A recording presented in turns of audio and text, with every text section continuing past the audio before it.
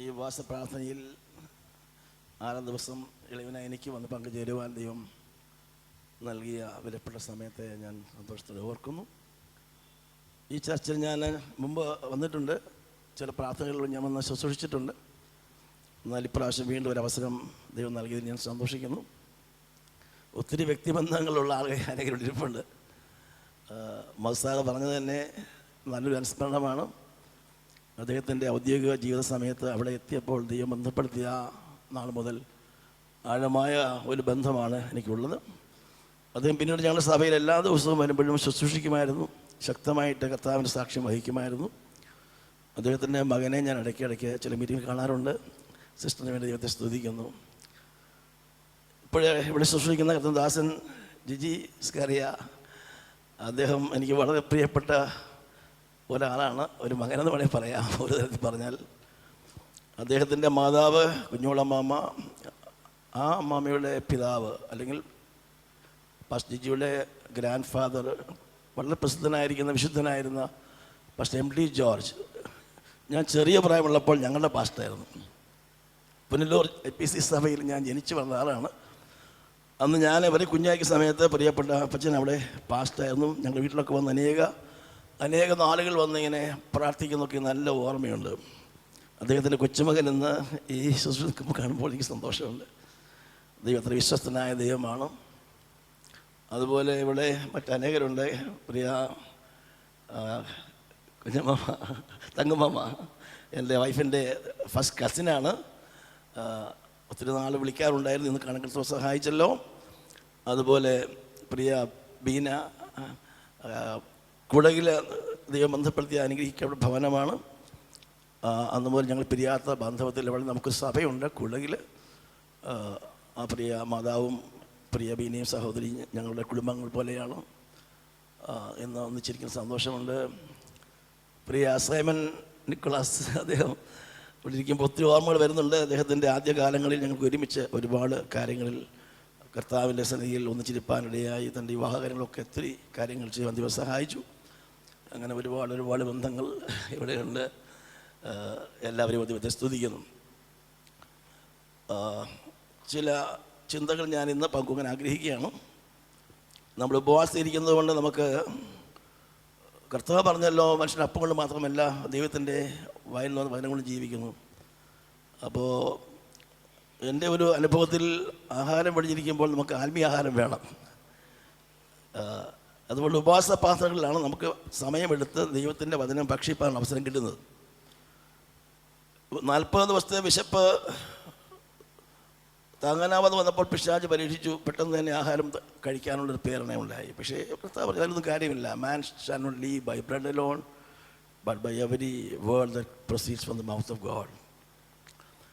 അതുകൊണ്ട് ദൈവത്തിൻ്റെ വായിലെ വചനങ്ങൾ കേൾക്കുവാനായി നമുക്ക് നമ്മളെ കാതോർക്കാം. ഇന്നിവിടെ സന്യായിക്കുന്ന പാസ്റ്ററെ, മറ്റ് ദേവദാസന്മാരെ, സഹോദരിമാരെ എല്ലാവർക്കും എൻ്റെ ഒരിക്കൽ കൂടി സ്നേഹവന്ദനം അറിയിക്കുന്നു. കാസർഗോഡിനെ കുറിച്ച് സാറ് പറഞ്ഞല്ലോ. ഒരു അനുഭവം കൂടി ഞാൻ പറഞ്ഞിട്ട് വചനത്തിലേക്ക് പ്രവേശിക്കാം. എനിക്ക് ഒരുപാട് കാര്യം പറയാനുണ്ട്. ഞാൻ ഇന്നലെ നമ്മുടെ രാജീവ് സാറ്, ഇവിടുത്തെ മലയാളം പാസ്റ്ററായിരുന്ന രാജീവ് മാഷ്, അദ്ദേഹം ചില നാളുകൾ അവിടെ ഞങ്ങളോടൊപ്പം ആയിരുന്നു. ജോലി പ്രമാണിച്ച് ഞങ്ങളോടൊപ്പം ശുശ്രൂഷിക്കുമായിരുന്നു. പല സഭകളും അദ്ദേഹം ശുശ്രൂഷിച്ചിട്ടുണ്ട്. ഇന്നലെ അദ്ദേഹം എന്നെ കൂട്ടിക്കൊണ്ട് വീട്ടിൽ വന്നു രാത്രിയിൽ 11 മണി കഴിഞ്ഞിട്ട്. അപ്പം ദേവസ്വം ബോർഡിൽ ക്ലിഫ് ഹൗസിനൊക്കെ അടുത്താണ് അദ്ദേഹം താമസിക്കുന്നത്. ഞാനപ്പോൾ ഓർത്തു 57 വർഷം മുമ്പ് എനിക്ക് 16 വയസ്സുള്ളപ്പോൾ ഞാൻ ഇവാനിസ് കോളേജിൽ ഡിഗ്രിക്ക് ചേർന്നു. എനിക്കത് 16 വയസ്സേ ഉള്ളൂ. ഞാൻ ഡിഗ്രിക്ക് ഫസ്റ്റ് ഇയർ ചേർന്നു ഇവാനിസ് കോളേജിൽ 1968. അപ്പോൾ ഞാൻ തീരെ കുഞ്ഞായതുകൊണ്ട് എൻ്റെ അപ്പച്ചനും അപ്പച്ചും അധ്യാപകരാണ്. അത് അവരെ അറിയാത്ത ആൾക്കാർ കുറവാണ്. ഡേവിഡ് സാർ എന്ന് പറയും, റിളയ മകനാണ്. അപ്പോൾ എനിക്ക് ഇങ്ങനെ ഈ ചെറുപ്രായത്തിൽ നല്ല കോളേജിൽ പഠിക്കാൻ വേണ്ടി വന്നതാണെങ്കിലും ഞാൻ അപ്പച്ചൻ്റെ കൂടെ കിടന്ന് തുടങ്ങിയിട്ടുള്ളൂ. അതുകൊണ്ട് വലിയ വിഷമമായിപ്പോയി. ഇവിടെയുള്ളവർ അന്നൊരു പ്രായമുള്ള അപ്പച്ചനുണ്ടായിരുന്നു, ഞങ്ങളുടെ ഏറ്റവും പ്രിയപ്പെട്ട ഒരു അപ്പച്ചനുണ്ടായിരുന്നു. അവിടെ എന്നെ കൂടി പാർപ്പിച്ചു. അപ്പോൾ ഇങ്ങനെ ഈ ദേവസ്വം ബോർഡിൽ തന്നെ ഞാൻ താമസിച്ച നാളുകൾ ഓർക്കുന്നു, കുറച്ച് മാസങ്ങൾ മാത്രം. പിന്നെ എനിക്ക് അസുഖം നിമിത്തം ഞാൻ കോളേജിലേക്ക് 4-5 മാറി. ഇന്നലെ ഉറങ്ങുമ്പോൾ എൻ്റെ ഹൃദയം നിറഞ്ഞ് കണ്ണുകൾ തുളുമ്പാൻ തുടങ്ങി. 57 വർഷം കഴിഞ്ഞ് വീണ്ടും അവിടെ ആയിരിക്കും ദൈവം സഹായിച്ചു. ദീർഘമായ അനുഭവങ്ങൾ എനിക്ക് പറയാനുണ്ട്. അപ്പോൾ എൻ്റെ ഈ കുഞ്ഞു പ്രായമായതുകൊണ്ട് ആ അപ്പച്ചൻ്റെ വീട്ടിൽ നിന്ന് ഞാൻ പിന്നെ സ്വന്തമായി റൂമിലേക്ക് മാറി 4-5 ചെറിയ വന്ന് താമസമായപ്പോൾ എനിക്ക് വലിയ ഒരു മാനസിക പ്രയാസം, എനിക്ക് ഒറ്റയ്ക്ക് നിൽക്കാൻ കഴിയുന്നില്ല. അപ്പോൾ എൻ്റെ സ്നേഹനിധിയായ പിതാവ് ഗവൺമെൻറ് സ്കൂൾ അധ്യാപകൻ, എൻ്റെ മാതാവും ഗവൺമെൻറ് സ്കൂളിലെ ഹെഡ്മിസ്ട്രസ്സായിരുന്നു. എന്നോടുള്ള സ്നേഹം കൊണ്ട് അപ്പച്ചൻ ട്രാൻസ്ഫർ വാങ്ങിച്ച് പരുത്തിപ്പാറ അടുത്തുള്ള പാണമണിയുടെ കട്ടച്ചക്കൻ സ്കൂളിലേക്ക് അദ്ദേഹം ട്രാൻസ്ഫർ വാങ്ങിച്ച് ഒരു വീടെടുത്ത് എനിക്ക് വേണ്ടി താമസിച്ചു. എൻ്റെ ഇളയമോ നല്ലോണം പഠിക്കണം, മാക്സിമം പഠിക്കണം. അന്ന് കേരളത്തിലെ ഏറ്റവും നല്ല കോളേജ് വുമൻസ് കോളേജാണ്, ഫിസിക്സാണ് എൻ്റെ മേജർ സബ്ജക്റ്റ്. അങ്ങനെ എന്നെ പഠിപ്പിക്കാൻ വേണ്ടി അപ്പച്ചൻ താമസിച്ച് വീടെടുത്തു, ഒരു സർവൻറ്റിലേക്ക് വെച്ച്. 68, 69, 70 അല്ലെങ്കിൽ 71 എൻ്റെ ഡിഗ്രി എടുക്കേണ്ട സമയമായപ്പോൾ എൻ്റെ ഹൃദയമല്ലാതെ പിടയ്ക്കാൻ തുടങ്ങി.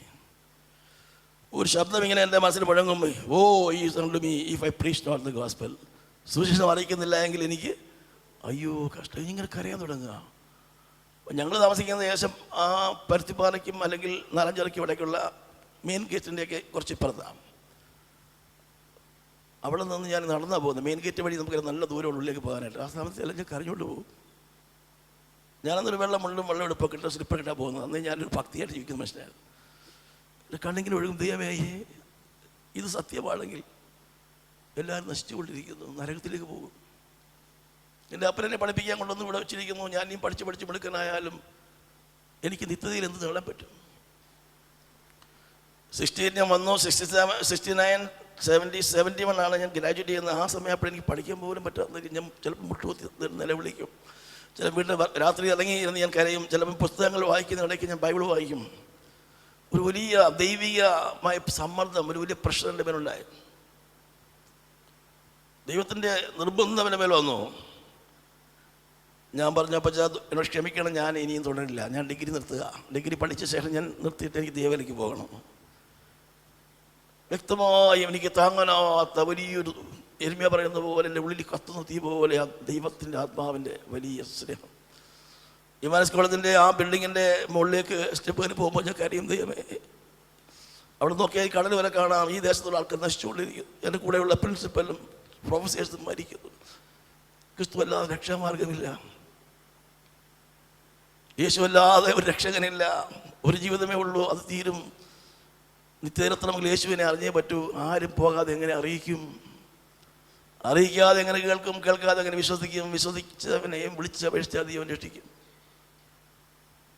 അവൻ്റെ ഒരു നമുക്കറിയാമല്ലോ, 16, 19 വയസ്സേ പ്രായമുള്ളൂ.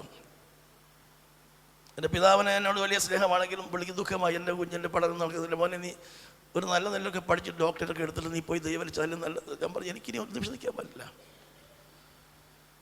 അങ്ങനെ ഞാൻ ഇവിടുത്തെ പഠനം അവസാനിപ്പിച്ച ഡിഗ്രി എടുത്ത ശേഷം ഞാൻ പറഞ്ഞു ഇനിയും പോകുന്നില്ല, ദൈവത്തിൽ പ്രാർത്ഥിക്കുകയാണ്. പലതും എന്നെ ഉപദേശിച്ചു. പക്ഷേ എനിക്കത് ഉൾക്കൊള്ളാൻ കഴിയുന്നില്ല. ദൈവം എനിക്ക് ഇനി ദൈവം ചെയ്ത് പറ്റുള്ളൂ, എനിക്ക് വേറെ നിവൃത്തിയില്ല. നീ എന്നെ പിടിച്ചു, എനിക്കിനി പിന്മാറിപ്പോൻ പറ്റില്ല. ഞാൻ പിടിക്കപ്പെട്ടിരിക്കുന്നു, എനിക്ക് നിന്റെ പിന്നാലേക്ക് ഓടണം. അവർ പുതുപ്പ് വീണത് പോലെ പുതുപ്പ് വീണിരിക്കുക. ഞാൻ പ്രാർത്ഥിക്കുമ്പോൾ എനിക്കൊരു പുസ്തകം എൻ്റെ ഒരു സുഹൃത്ത് അയച്ചു തന്നു. അറിഞ്ഞിട്ടൊന്നും അയച്ചു തന്നാലും ചുമ്മാ അയച്ചു തന്നതാണ്. അത് ജോർജ് വെർവർ എന്ന് പറയുന്ന ലോകത്തിലെ ഏറ്റവും വലിയ സുവിശേഷകനായിരിക്കുന്ന, അതായത് ഈ ലോഗോസ്, ഡൂലോസ്, അതിൻ്റെയൊക്കെ പിന്നിലുള്ള ഓപ്പറേഷൻ മൊബിലൈസേഷൻ എന്ന് പറഞ്ഞ വലിയ ലോകൈക സുവിശേഷ മിഷണറി സംഘത്തിൻ്റെ സ്ഥാപകനായിരിക്കുന്ന ജോർജ് വെർവറിൻ്റെ ഒരു പുസ്തകം ഹങ്കർ ഫോർ റിയാലിറ്റി എന്നാ പേര്. യാഥാർത്ഥ്യത്തിനുള്ള ദാഹം. ഞാൻ ടിക്കറ്റ് വായിച്ചപ്പോൾ അതിനെ ചലഞ്ച് ചെയ്യാൻ പ്രധാനപ്പെട്ട 2-3 കാര്യമേ ഉള്ളൂ. ഒന്ന്, are you a Christian? Are you a normal Christian? You're just going to the church, giving tithe, praying. Are you just a nominal born again Christian? Or are you a disciple? Are you only concerned about the privileges that you get as a child of God? Or do you know about the responsibility of a disciple? കർത്താവിൻ്റെ അനുഗ്രഹങ്ങളെക്കുറിച്ചുള്ള ഭാരമേ നിനക്കുള്ളൂ, അതോ കർത്താവിൻ്റെ അവകാശവാദങ്ങളെക്കുറിച്ചും കർത്താവിൻ്റെ കൽപ്പനയെക്കുറിച്ച് നിനക്ക് ബോധ്യമുണ്ടോ? Second question. അങ്ങനെയെങ്കിൽ just march towards the mark, jump in to the battle field. നീ ഇറങ്ങുക. ക്രിസ്തീയ ജീവിതം ഒരു യുദ്ധമാണ്, ഒരു പോർക്കളത്തിലെ യുദ്ധമാണ്. രാവിലെ മുഖവരിക്ക് പറഞ്ഞല്ലോ, ഇതൊരു വലിയ യുദ്ധമാണ്, പിന്മാറുന്ന പ്രസാദമില്ല. കിരീടങ്ങളൊക്കെ ഇങ്ങനെ തയ്യാറായിരിക്കുക, വിരുന്നുകൾ തയ്യാറായിരിക്കുക, ഓടിക്കോ, ഫൈറ്റ് ചെയ്തോ. ക്രിസ്ത്യ ജീവിതം വെറും ഒരു സാധാരണ ഒരു ജീവിതമല്ല. രക്ഷിക്കപ്പെട്ടു, പിന്നെ പിള്ളേർക്ക് വെളിയിൽ പോയി വീടൊക്കെ വെച്ചു, നല്ല കാറ് കിട്ടി, നല്ല സ്വഭാവങ്ങൾ കിട്ടി, നമുക്കിതാണോ? ഇത്ര ഉള്ളെങ്കിൽ പിന്നെ ക്രിസ്ത്യ ജീവിതം എന്താ അർത്ഥമുള്ളത്? ഒരു വലിയ ചലഞ്ചാണത്. ഈ മനുഷ്യൻ എന്ന് പറഞ്ഞാൽ, ഈ മനുഷ്യൻ ചെറുപ്പത്തിലെ ദൈവത്തിന് വേണ്ടി വിളിക്കപ്പെട്ട ചെറുപ്പക്കാരനാണ്. ഈ ജോർജ് വെർവർ അദ്ദേഹത്തിന് വേണ്ടി ഒരു കോളേജിലെ ഒരു അമ്മച്ചി, അല്ല കോളേജിൽ നടക്കുന്ന ഒരു അമ്മച്ചി 17 വർഷം പ്രാർത്ഥിച്ചിട്ടാണ് ആ ചെറുക്കൻ രക്ഷിക്കപ്പെട്ടു വന്നത്. ദൈവമേ, ഈ കോളേജിൽ നിന്നൊരു പയ്യൻ രക്ഷിക്കപ്പെട്ടു വന്നിരുന്നെങ്കിൽ ലോക സുശേഷീകരണത്തിൽ, if you bring a boy from this campus, he would have become the greatest evangelist in the world. അങ്ങനെയാണ് വെർവർ വിശ്വാസത്തിൽ വന്നത്. വെർവറിൻ്റെ തീ കൊണ്ട് കത്തുന്ന പോലുള്ള വിശ്വാസവും തീഷ്ണതയും അതൊരു മിഷനായി മാറി. 1000 ചെറുപ്പക്കാര് അവർ മിഷൻ ഫീൽഡിലേക്ക് വരാൻ തുടങ്ങി. ജീവിതം പണയപ്പെടുത്തി എവിടെയും പോകാൻ തയ്യാറായിട്ട് വന്നു. അങ്ങനെയുള്ള അദ്ദേഹത്തിൻ്റെ ആദ്യ പുസ്തകമാണിത്. അദ്ദേഹം പുസ്തകം എഴുതി ഇങ്ങനെ മലയാളത്തിലും ഇംഗ്ലീഷിലൊക്കെ വന്ന് എനിക്ക് കിട്ടിയ ഒരു കൂട്ടുകാരൻ അയച്ചു തന്നാണ്. മൂന്നാമത്തെ അതിൻ്റെ അവസാനം, നിങ്ങളങ്ങനെ ഒരു തീരുമാനം എടുത്തെങ്കിൽ ഇപ്പോൾ തന്നെ മുട്ടുമടക്കി സമർപ്പിക്കുക. ഏറ്റവും അടുത്തുള്ള ഓപ്പറേഷൻ മൊബിലൈസേഷൻ ഓഫീസിലേക്ക് പോവുക. അവിടെ പോയിട്ട് നിങ്ങളുടെ ആഗ്രഹം പറയുക. എൻ്റെ വീട് മുല്ലൂരാണ്. ഞാൻ മുല്ലൂർ വീട്ടിലിങ്ങനെ ഡിഗ്രി പഠനം കഴിഞ്ഞ് പ്രാച്ചുകൊണ്ടിരിക്കുന്ന സമയത്ത് എനിക്ക് കിട്ടിയത്. അന്ന് രാത്രി ഞാനിത് വായിച്ചു തീർത്തിട്ട് ഞാൻ വെളുപ്പാങ്കാലത്ത് 4 മണിക്ക് ബസ്സിന് കയറി എറണാകുളത്ത് പോയി. Ernakulam Kaloor operation mobilisation office. Doctor Thomas T Mathai എന്നൊരു മനുഷ്യൻ, വലിയൊരു ഉദ്യോഗസ്ഥ മനുഷ്യൻ റിസൈൻ ചെയ്തിരിക്കുകയാണ്. ഞാൻ അവിടെ ഒരു ഉച്ചയാപ്പം ചെന്നപ്പോൾ മോഹൻ എൻ്റെ കഥ പറഞ്ഞു. This is God's perfect plan for you. നിങ്ങളെ ദൈവം വിളിച്ചിരിക്കുന്നു. നിങ്ങൾക്ക് വീട്ടിൽ പോയിട്ട് നാളെ രാവിലെ ഇവിടെ വരണം. ഞങ്ങൾ റിക്രൂട്ട്മെൻറ്റ് ആരംഭിക്കുക. ആലുവ YMCS ക്യാമ്പ് സൈറ്റിൽ ഞങ്ങളുടെ റിക്രൂട്ടിംഗ് ആണ്. ഞങ്ങളുടെ OML ചേർക്കാൻ പട്ടാളത്തെ പോലെയാണ് ചേർക്കുന്നത്. ആ പോയ പോക്കിൽ ഞാൻ തിരിച്ച് രാത്രി 12 മണിക്ക് വീട്ടിൽ വന്നിട്ട് ആദ്യമായിട്ട് ചെറിയൊരു ബ്രീഫ് കേസ് എടുത്ത് ഒരു ജോഡി ഡ്രസ്സ് എടുത്ത് ഞാൻ പുറപ്പെട്ടു പോകുന്നത് ഞങ്ങൾ ഓർക്കുന്നുണ്ട്. No turning back. ഞാൻ കർത്താവിൻ്റെ പട്ടണത്തിലേക്ക് ചേരുകയാണ്. എനിക്ക് പിന്മാറാൻ പറ്റില്ല. അവിടെ ഞാൻ മരിച്ചു പോയാലും കുഴപ്പമില്ല. എൻ്റെ കർത്താവ് എനിക്ക് വേണ്ടി മരിച്ചെങ്കിൽ എനിക്ക് അതിനു വേണ്ടി ഞാൻ വില്ലിങ്ങാണ്. കർത്താവ് എനിക്ക് എല്ലാം പറഞ്ഞുകൊണ്ട് പോവുകയാണ്. എൻ്റെ അമ്മയപ്പന്മാരുടെ ഏറ്റവും പെറ്റായിരിക്കുന്ന ഇളയ മോനായിരിക്കുന്ന എനിക്ക് അവരെ പിരിയാൻ വളരെ വേദന തോന്നി. പക്ഷേ ദൈവത്തെ നിർബന്ധിക്കുക. നീ എന്നെ സ്നേഹിക്കുന്നുണ്ടോ? Do you love me more than these? ശിമോനെ, നീ ഇവരിലധികമായി എന്നെ സ്നേഹിക്കുന്നുണ്ടോ? എങ്കിൽ നീ എൻ്റെ ആളുകളെ പാലിക്കുക. അത് ഭയങ്കര സമ്മർദ്ദമാണ്. ഇന്ന് എനിക്ക് അത്രയൊന്നും ഒരു പ്രഷറില്ല. Now I'm 74. അന്ന് 19 ഉള്ളൂ. അങ്ങനെ അവിടെ ചെന്നപ്പോൾ അവിടെ കുറേ അധികം ചെറുപ്പക്കാർ പല ഭാഗത്ത് വന്നിട്ടുണ്ട്. അവിടെ ഒരു ഒരാഴ്ചത്തെ ഓറിയൻറ്റേഷനാണ്. അത് നമ്മളെ തല്ലി തകർത്ത് കളയും. നമ്മളെ ശരിക്കും അങ്ങ് ക്രഷ് ചെയ്ത് നമ്മളെ കർത്താവിന് വേണ്ടി അങ്ങ് എരിയുന്നവരാക്കി തീർക്കും. ഗിദിയോൻ കുടമുളച്ച് പന്തം കത്തിച്ചു. കാഹളം മോദി, നിന്റെ കുടമുളയ്ക്കാമോ? നിന്റെ ജീവിതത്തിന്റെ പുറമേയുള്ള സർവ്വ തകർക്കാമോ? നിന്റെ പ്ലാനുകൾ, പദ്ധതികൾ, നിന്റെ ഷേപ്പ്, നിന്റെ സാധ്യത പൊളിച്ച് കളഞ്ഞിട്ട് അകത്തിരിക്കുന്ന ഈ പന്തം കത്തിക്കാമോ? എങ്കിൽ ശത്രുക്കളെല്ലാം ഓടിപ്പോകും. നഷ്ടപ്പെട്ട പട്ടയം കൊണ്ടുവരാൻ വേണ്ടി നുഖം വെച്ചിട്ടില്ലാത്ത പശുക്കളെ കൊണ്ടുവന്നിട്ട് ഒരിക്കൽ പോലും പശുക്കളെ നുഖം വെക്കില്ല. അതും കറവുള്ള പശുക്കൾ, പ്രസവിച്ചതേ ഉള്ളൂ, ക്രാവിങ്ങനെ തുള്ളിച്ചാടിപ്പോയിക്കൊണ്ടിരിക്കുന്നത്. അത് അമ്മ എന്ന് വിളിക്കുമ്പോൾ അമ്മയുടെ അകലിൽ പാലിങ്ങനെ ചുരുത്തി നിൽക്കുമ്പോൾ അതിനെ കൊണ്ടുവന്ന് നുഖം വെക്കണം. വെച്ചിട്ട് വണ്ടി വെച്ചിട്ട് ഈ പെട്ടകം വെച്ച് തിരിച്ചേക്കണം. ഫിലിസ്തീൻ എന്ന പരിപാടിയാണ്. അവർക്ക് വലിയ ബാധയായി ഈ പെട്ടകം വന്നത്. Returning the ark of God to Israel. ആ പശുക്കൾ അമ്മ എന്ന് വിളിച്ച് ക്രാവിനെ കിട്ടാത്ത വിഷമങ്ങളിലും അകിട് നിറഞ്ഞു നിൽക്കുന്ന ചുരത്താനുള്ള വലിയ വേദനകളിലും അതിങ്ങനെ എന്നാൽ അനങ്ങാൻ പറ്റില്ല. അതിങ്ങനെ നേരെ പോയി അങ്ങ് ബത്ശേമേശ് ചെന്ന് അവിടെ അതിനെ അറുത്ത് ആ മരം വെട്ടി കീറി അതിനെ അവിടെ യാഗം കഴിച്ചു. ആ പെട്ടെന്ന് തിരിച്ചെത്തി. Bring back the presence of God.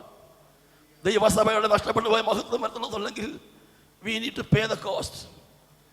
I am a Pentecostal man. I am born in a Pentecostal church. 1952 അമ്മ സ്ഥാനപ്പെടുമ്പോൾ എനിക്ക് തോന്നുന്നു രണ്ടാമത്തെ പാസ്റ്ററാണ് പ്രിയ MD അപ്പച്ചൻ. ആദ്യത്തെ വേറൊരു പാസ്റ്ററാണ് അമ്മച്ചി സ്ഥാനപ്പെടുന്നത്. അന്ന് ഞാൻ അമ്മയുടെ ഉദരത്ത് 6 മാസം ഉണ്ടായിരുന്നു. പിന്നെ വന്ന പാസ്റ്ററാണെന്ന് തോന്നുന്നു എനിക്ക് തോന്നുന്നു അപ്പച്ചൻ. അവരുടെയൊക്കെ ജീവിതങ്ങളും സാക്ഷ്യങ്ങളും അവരുടെ സമർപ്പണം എൻ്റെ ഉള്ളിൽ ഇങ്ങനെ കത്തിക്കിടക്കുകയാണ്. അപ്പോൾ അവരുടെ ക്ലാസ് കോസ്റ്റ്ലി സെപ്പറേഷൻ. ഏറ്റവും പ്രിയപ്പെട്ടതിനെ പുറകിൽ കണ്ടിട്ട് നിങ്ങൾക്കറിയാമോ, വെള്ളാരക്കാരനായിരിക്കുന്ന ഒരു പൗലോസ് ഉണ്ട്, എം പൗലോസ് രാമേശ്വരം. ഞങ്ങൾ ഒരുമിച്ച് വർക്ക് ചെയ്തതാണ്. അദ്ദേഹം വേലയ്ക്ക് ഇറങ്ങിയപ്പോൾ അദ്ദേഹം വീട്ടിൽ നിന്ന് ഇറങ്ങി പോകുമ്പോൾ അപ്പനും കൂടെ ബസ്സിൽ കയറി. അപ്പോൾ കണ്ണിന് ടിക്കറ്റ് ചോദിച്ചോ, പറഞ്ഞു ടിക്കറ്റ് 1, ബാക്കിയുള്ള ആരാ അതെനിക്കറിയില്ല എന്ന് പറഞ്ഞു. നിൻ്റെ കൂടെ ഞാനും വരും. അവസാനം ടിക്കറ്റ് എടുത്തില്ല, അയാളെ ഇറക്കി വിട്ടു. രാമേശ്വരം പൗരന് അറിയാം, അദ്ദേഹത്തെ പോലെ വലിയ മിഷണറി ഇന്ന് ലോകത്തിലെന്ന് പറയാൻ പറ്റില്ല. ഞങ്ങൾ വലിയ സുഹൃത്ത് ഒരുമിച്ചിറങ്ങിയവരാ ഞങ്ങൾ. വില കൊടുത്ത് അദ്ദേഹത്തിൻ്റെ മകനെ അവിടെ രാമേശ്വരത്ത് മരത്തെ കെട്ടിയിട്ട് അടിച്ചിട്ട് ആ മരം കത്തിപ്പോയി. ഇന്നവിടെ എനിക്ക് നിൻ്റെ ഏറ്റവും വലിയ ബിൽഡിംഗ് വന്നിട്ടുണ്ട്. അദ്ദേഹം മരിച്ചുപോയി കോവിഡ് കാലത്ത്. ഞാൻ പറയാൻ വന്നത്, നമുക്കിന്ന് ഒരു back to the word of God, back to the holiness, back to the mission, back to the power of the Holy Spirit. നമുക്ക് വചനത്തിലേക്ക് മടങ്ങി വരണം, വിശുദ്ധിയിലേക്ക് മടങ്ങി വരണം, പരിശുദ്ധാത്മാവിൽ മടങ്ങി വരണം, നമ്മൾ വിശുദ്ധിയിലേക്ക് ദൗത്യത്തിലേക്ക് മടങ്ങി വരണം. നമ്മൾ ഈ ഫാസ്റ്റിംഗ് പ്രെയറിൽ നമ്മൾ ഉദ്ദേശിക്കുന്നത് ഇതൊരു മീൻസാണ്, ഇത് എൻഡല്ല. ഉപവാസപാത്രം നടത്തിയിരുന്ന കാര്യമില്ല, അതൊരു ഉദ്ദേശമാണ്. ഇത് സംഭവിക്കണം. അന്ത്യോക്യയിലെ സഭയിൽ അവർ കുറച്ച് പേരില്ലെങ്കിൽ they are fasting under the Lord without any prayer matters. പ്രാർത്ഥന വിഷയമൊന്നുമില്ല. they are fasting under the Lord. കർത്താവിനെ ആരാധിച്ചുകൊണ്ടിരുന്ന് ഉപവസിക്കുകയാണ്. ആ സമയത്ത് ദൈവം സംസാരിച്ചു, separate these 2 people for the ministry for which I have called them. അവർ വിളിച്ച വേലയ്ക്കാണ് വേർതിരിക്കണം. അപ്പോൾ അവർ 2 പേരും അവിടെ സഭാചാർജാണ്. അന്ത്യോക്യയിലെ സഭയിൽ വലിയ വിരോധമുണ്ടായി. ആത്മാവ് പറഞ്ഞു, ഇവർ 2 പേരും വിളിക്കണമല്ല, അവർ apostles ആകേണ്ടവരാ. They were teachers and they were prophets, but they need to be apostles. അങ്ങനെ പ്രാർത്ഥിച്ച് കൈവച്ചാണ് മിഷൻസ് ആരംഭിക്കുന്നത്. അപ്പം എൻ്റെ ഒരു പ്രാർത്ഥന, കേരളത്തിലെ സഭകളിൽ വലിയൊരു റാഡിക്കൽ ഒരു പാരഡൈം ഷിഫ്റ്റ് ഉണ്ടാകണം. പെന്തക്കോസ്തിൻ്റെ ആ ഒരു വലിയ ഹൊറൈസണിങ് തീർന്നിരിക്കുന്നു. അന്നത്തെ അഗ്നിയിൽ ചാരമായി നിൽക്കുകയാണ്. ഇവിടുന്ന് തീ ആളി കത്തണം. ഹല്ലേലൂയ. അവിടെ പ്രാർത്ഥന ഫോക്കസ് ചെയ്താണ്. ഹല്ലേലൂയ. പഴയ തുരുത്തിയിലേക്ക് പുതിയ കുഞ്ഞ് പകരാൻ പറ്റില്ല. ഒരു തുരുത്തിയാണ് ഉണ്ടാകേണ്ടി വരുന്നു. സമർപ്പണത്തിൻ്റെ, ത്യാഗത്തിൻ്റെ, വിശുദ്ധിയുടെ. ഹല്ലേലൂയ. ഈ കേരളത്തിലെ സംഭവം തുടർന്നേ പറ്റത്തുള്ളൂ. വടക്കേന്ത്യയിലെ ഗ്രാമങ്ങളിൽ അനേക ലക്ഷങ്ങൾ അറിഞ്ഞുകൊണ്ടിരിക്കുക. ഒരു യുദ്ധത്തിന് ആത്മഹത്യകൾ കേൾക്കുന്നുണ്ട്. ഒരു ഭാഗത്ത് അനേക സൂക്ഷ്മവിരോധി എഴുന്നിട്ട് വരുന്നു. പക്ഷേ ദൈവത്തിൻ്റെ വലിയ പേര് നടന്നുകൊണ്ടിരിക്കുക. ഞാനെനിക്ക് വടക്കേക്ക് പോകുന്ന ഒരാളാണ്. യു പിയിലൊക്കെ എനിക്കൊരു ഗ്രൂപ്പിനെ അറിയാം. ഞാനവിടെ പോകാറുണ്ട്. അവർക്ക് 2 ലക്ഷം വിശ്വാസികളുണ്ട് യു പിയിൽ. ഒപ്പി ത്യാഗിയുടെ അല്ല, ഈ ത്യാഗി യോഗിയുടെ കീഴെ ഞാനവിടെ 2 പ്രാവശ്യം പോയിരുന്നു. അതിൽ അണ്ടനോട് ചർച്ചസാണ്. അവിടെ ആരുടെ പേര് പുറത്ത് പറയില്ല. അവരെല്ലാം ഹിന്ദുസ് തന്നെയാണ്. അവർ വിശ്വാസത്തിലേക്കുന്ന 7 ജനറേഷനുണ്ട്. അവർക്ക് പുറമേ വെച്ച് ബിൽഡിംഗ് ഇല്ല. അങ്ങനെ എന്തെല്ലാം സംഭവിച്ചുകൊണ്ടിരിക്കും. നമ്മുടെ കേരളത്തിലെ സഭകൾ ഉണർന്നേ പറ്റുള്ളൂ. നമ്മുടെ തലമുറയെല്ലാം നഷ്ടപ്പെട്ടു പോയി. ഒരുമാതിരി കൊള്ളാവുന്ന ചെറുപ്പക്കാരെല്ലാം വെളിയിൽ പോയി. ഇവിടെ കർത്താവിന് ആളുകളില്ല. ഇന്ത്യ കൊയ്ത്തിന് വളഞ്ഞു കിടക്കുമ്പോൾ പോകാൻ ആളില്ല. പള്ളികളിൽ പാവപ്പെട്ട അപ്പച്ചന്മാരും അമ്മച്ചന്മാരും വലിയ മനോഹരമായ സൗധങ്ങൾ മാത്രമേ ഉള്ളൂ. വീടുകളിൽ ആളില്ല. വാഹനങ്ങൾ വന്ന് കിടക്കുന്നു. ബാങ്കിൽ ഡെപ്പോസിറ്റ് കിടക്കുന്നു. ഞാൻ ബന്ധുക്കൂസുകാരനാ. ഞാൻ വലിയൊരു മാറ്റത്തിന് വേണ്ടി കാത്തിരിക്കുക. പ്രാർത്ഥിക്കാമോ പ്രിയമുള്ളവരെ? ഒന്ന് പ്രാർത്ഥിക്കാൻ കഴിയുമോ? നമ്മുടെ പ്രാർത്ഥനയുടെ ഫോക്കസ് ഒന്ന് മാറണ്ടേ?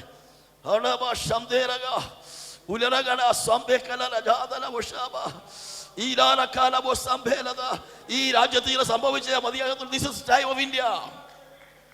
ഏറ്റവും രാജ്യമായ 144 കോടി നമ്മുടെ ഇന്ത്യയുടെ സമയമാണിപ്പോൾ. ലോകം കണ്ടില്ലാത്ത ഉണർവിലുള്ള കാലമാണിത്. ആര് വില കൊടുക്കും? ആര് വില കൊടുക്കും? ആര് വില കൊടുക്കും?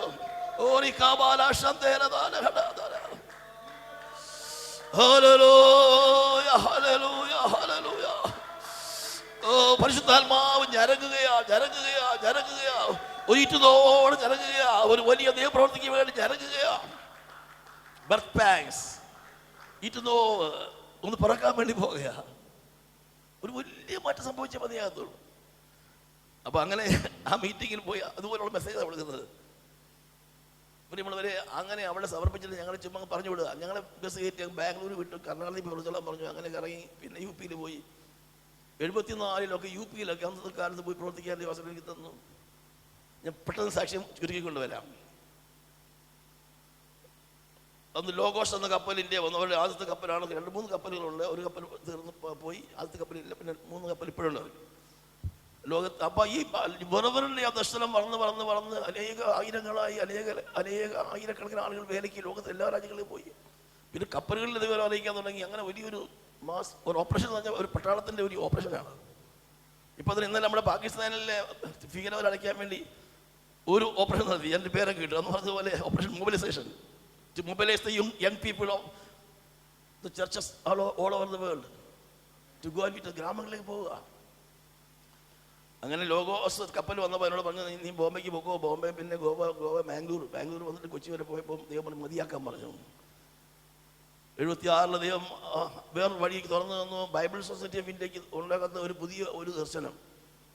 ബൈബിൾ സൊസൈറ്റി സുവിശേഷ വേലയ്ക്ക് വേണ്ടി ഒരു തീരുമാനമെടുത്തു. UBS ബൈബിൾ പ്രിന്റ് ചെയ്ത് ചർച്ച കൊടുക്കുന്ന കാര്യമല്ല, ബൈബിളുകളും നോട്ടീസുകളും ലഘുലേഖകളും എല്ലാം പ്രിന്റ് ചെയ്ത് ഫ്രീ ആയിട്ട് അൺറിച്ചറിലേക്ക് കൊടുക്കാനുള്ള പ്രോജക്റ്റ്. വലിയ പ്രോജക്റ്റാണ്. UBS എന്ന പ്രോജക്റ്റാണത്.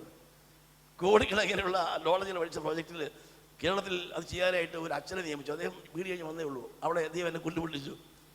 അച്ഛൻ പറഞ്ഞ മോഹൻ ഇപ്പം ട്രെയിനിങ് കഴിഞ്ഞ് വന്നാൽ നമുക്ക് ഒരുമിച്ച് പോകാം. അങ്ങനെയാണ് 74 ഞങ്ങൾ മലബാറിലേക്ക് പോകുന്നത്.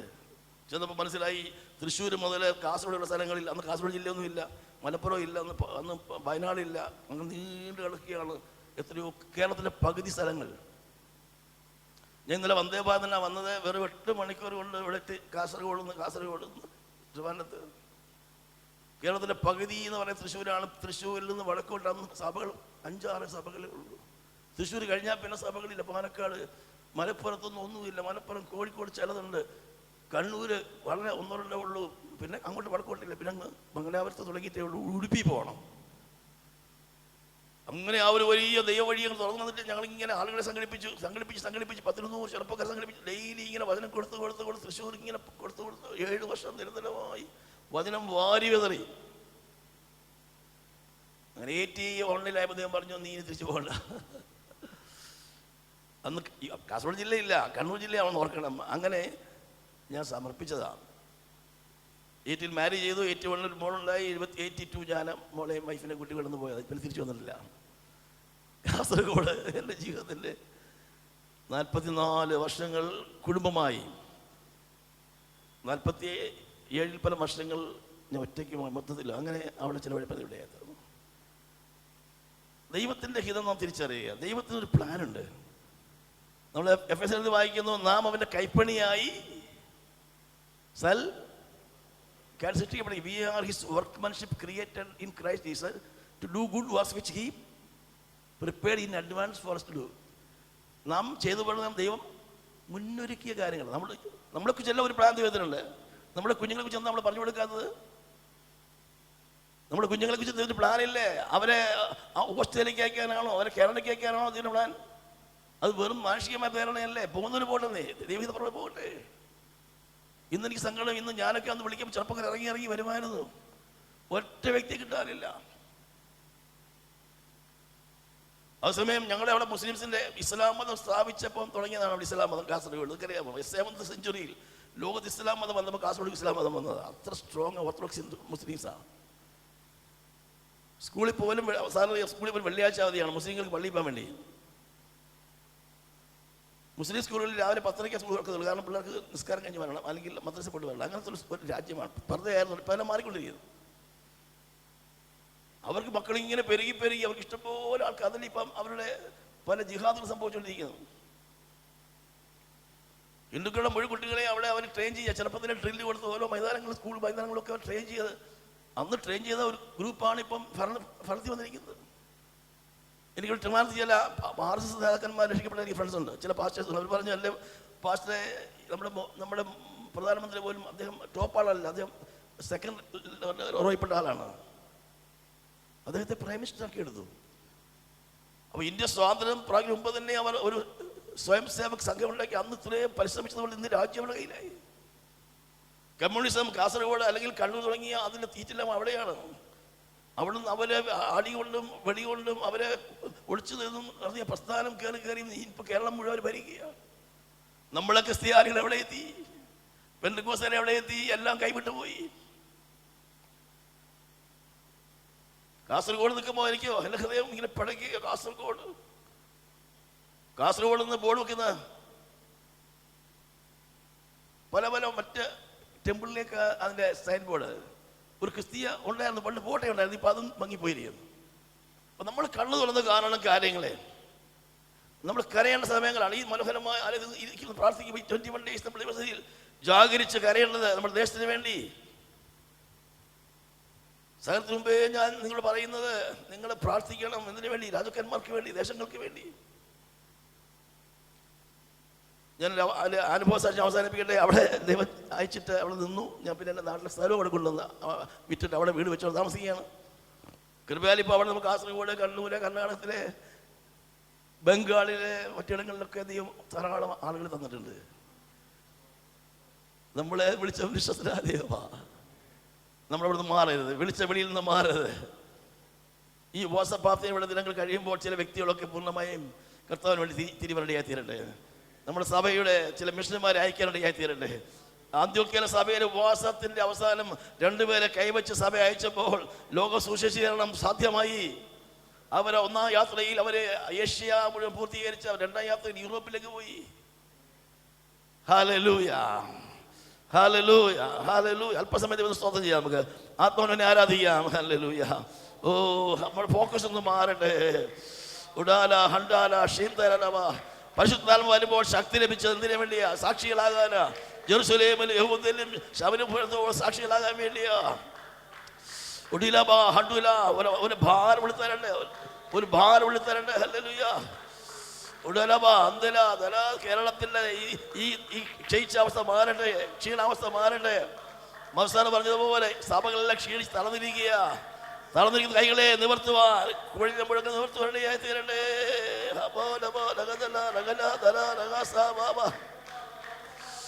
ഓ ഹല്ലേലൂയ. ധാരാ ധാരാ സംദേര ബാല ഹരാജ ഇബലാ തേരേ ധാരാ ധാരാ ധാരാ ധാരാ. ഓ, ആയിരമായിരങ്ങൾ പാപത്തിൽ നശിച്ചിടുമ്പോൾ ക്രൂശിൽ നിവർത്തിച്ചതാം സുവിശേഷം ഘോഷിച്ചിടാം. ആയിരമായിരങ്ങൾ പാപത്തിൽ നശിച്ചിടുമ്പോൾ ക്രൂശിൽ നിവർത്തിച്ചതാം സുവിശേഷം ഘോഷിച്ചിടാം. പാടുകളേറ്റ പാവനന്റെ പാപമില്ലാത്ത പരിശുദ്ധന്റെ നോക്കി ജീവിച്ചിടാം. പാരിടത്തിൽ പാർക്കുന്ന പാതയെ നോക്കി ജീവിച്ചിടാം. പാരിടത്തിൽ രക്തം ചിന്തി നമുക്കായി തന്നെത്താൻ ഏൽപ്പിച്ചുതാ. രക്തം ചിന്തി തന്നെത്താൻ ഏൽപ്പിച്ചുതാ.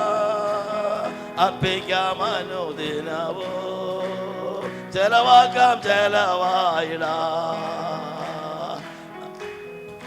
ഓ, പാടുകളേറ്റ പാപമില്ലാത്ത തന്റെ പാതയെ നോക്കി വിജിണ. പാരിടത്തിൽ പാർക്കുന്ന പാതയെ നോക്കി ജീവിച്ചിട. പാളയത്തിന് പുറത്തായി, പാളയത്തിൻ പുറത്താ തന്നിന്ന ചുമന്നുകൊണ്ട് സാക്ഷികളിൻ നടുവിൽ ധീരരായി ഗമിച്ചിടാമേ. പാളയത്തിൻ പുറത്താ നിന്ന ചുമന്നുകൊണ്ട് സാക്ഷികളിൻ നടുവിൽ ധീരരായി ഗമിച്ചിടാമേ. പാടുകളേറ്റ പാപമില്ലാത്ത പരിശുദ്ധന്റെ പാതയെ നോക്കി ജീവിച്ചിടാ. പാരിടത്തിൽ പാർക്കുന്ന പാതയെ നോക്കി ജീവിച്ചിടാ. പാരിടത്തിൽ പാർക്കുന്ന ലോകത്തിൻ ലാഭം താനോ ഛേദമെന്നെണ്ണിടാമേ. ലോകത്തിൽ ലാഭം ധന ചേതമെന്നിടമേ ലോകത്തിൽ മാനത്തേക്കാൾ തന്മാനമാഭികാമ്യമേ ലോകത്തിൽ മാനത്തേക്കാൾ തന്മാനമാഭികാമ്യമേ പാടുക പാവനന്റെ പാപമില്ലാത്ത പരിശുദ്ധന്റെ നോക്കി ജീവിച്ചിടാ പാർക്കുന്ന അതേ നോക്കി ഹല്ലേലൂയ ആരിടത്തിൽ പാർക്കുന്ന ലോകങ്ങൾ അവസാനിക്കൂ വെളിപ്പെടും താൻ തേജസ്സിൽ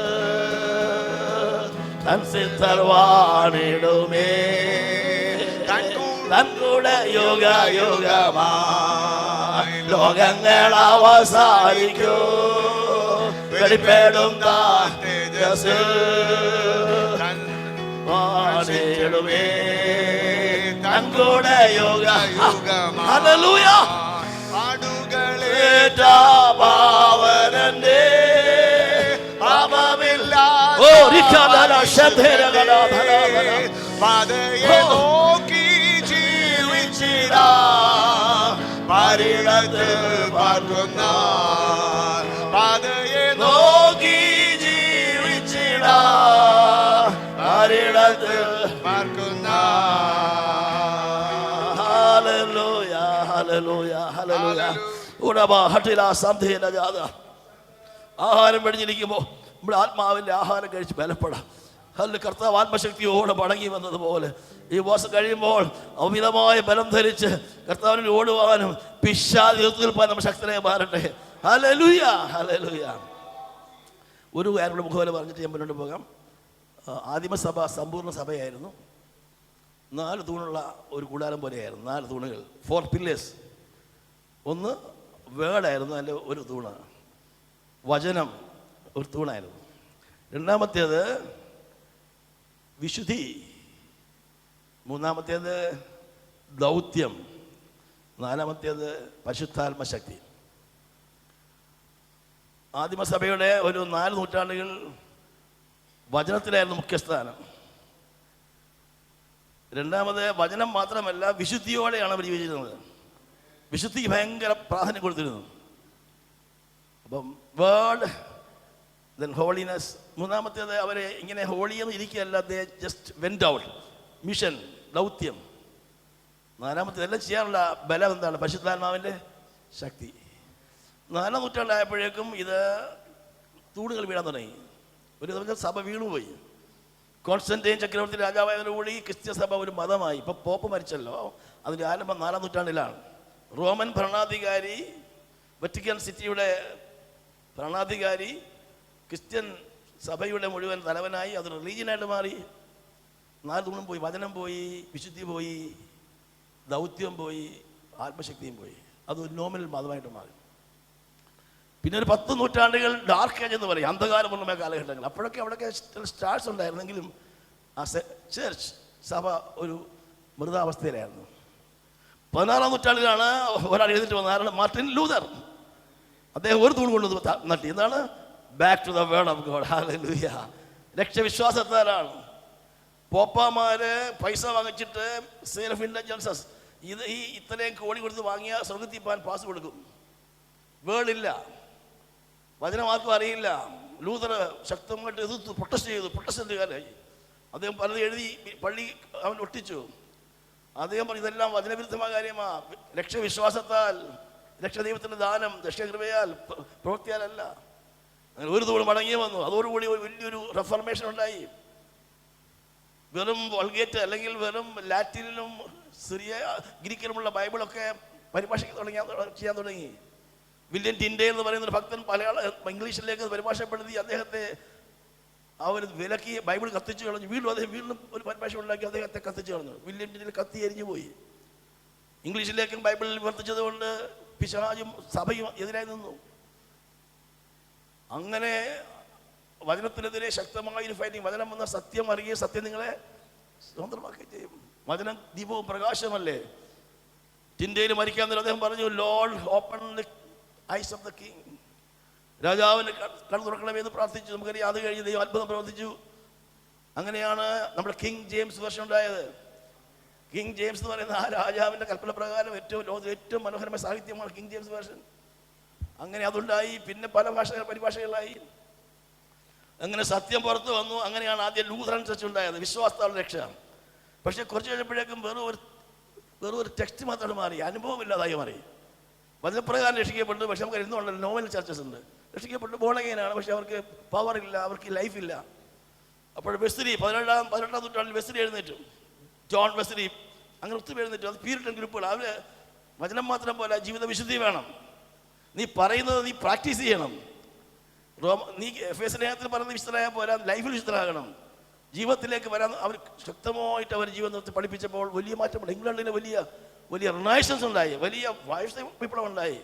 മദ്യപാനങ്ങളിൽ നിന്നു, അശുദ്ധികളിൽ നിന്നു, വേശ്യാലയം പൂട്ടി ബിസിനസ് വർദ്ധിച്ചു. ബ്രിട്ടീഷുകാർ അനുഗ്രഹിച്ച് അത് വലിയ ലോകൈക ബിസിനസ്സായി മാറി. വെസ്റ്റ് ഇൻഡീസ് നമുക്കറിയാമല്ലോ, അവരുടെ ബ്രിട്ടീഷുകാരുടെ വലിയ വലിയ കച്ചവടങ്ങളുണ്ടായി, കോളനികളുണ്ടായി. എല്ലായിടത്തേക്കും അവർ പോയി. അവർക്ക് അത്ഭുതകരമായിട്ട് അമേരിക്ക കണ്ടുപിടിച്ചു. അമേരിക്കയിൽ നിന്ന് അവർക്ക് ധാരാളം സമ്പത്തുകളായി. അവർ ദൈവത്തിൽ വിശ്വസിച്ചു.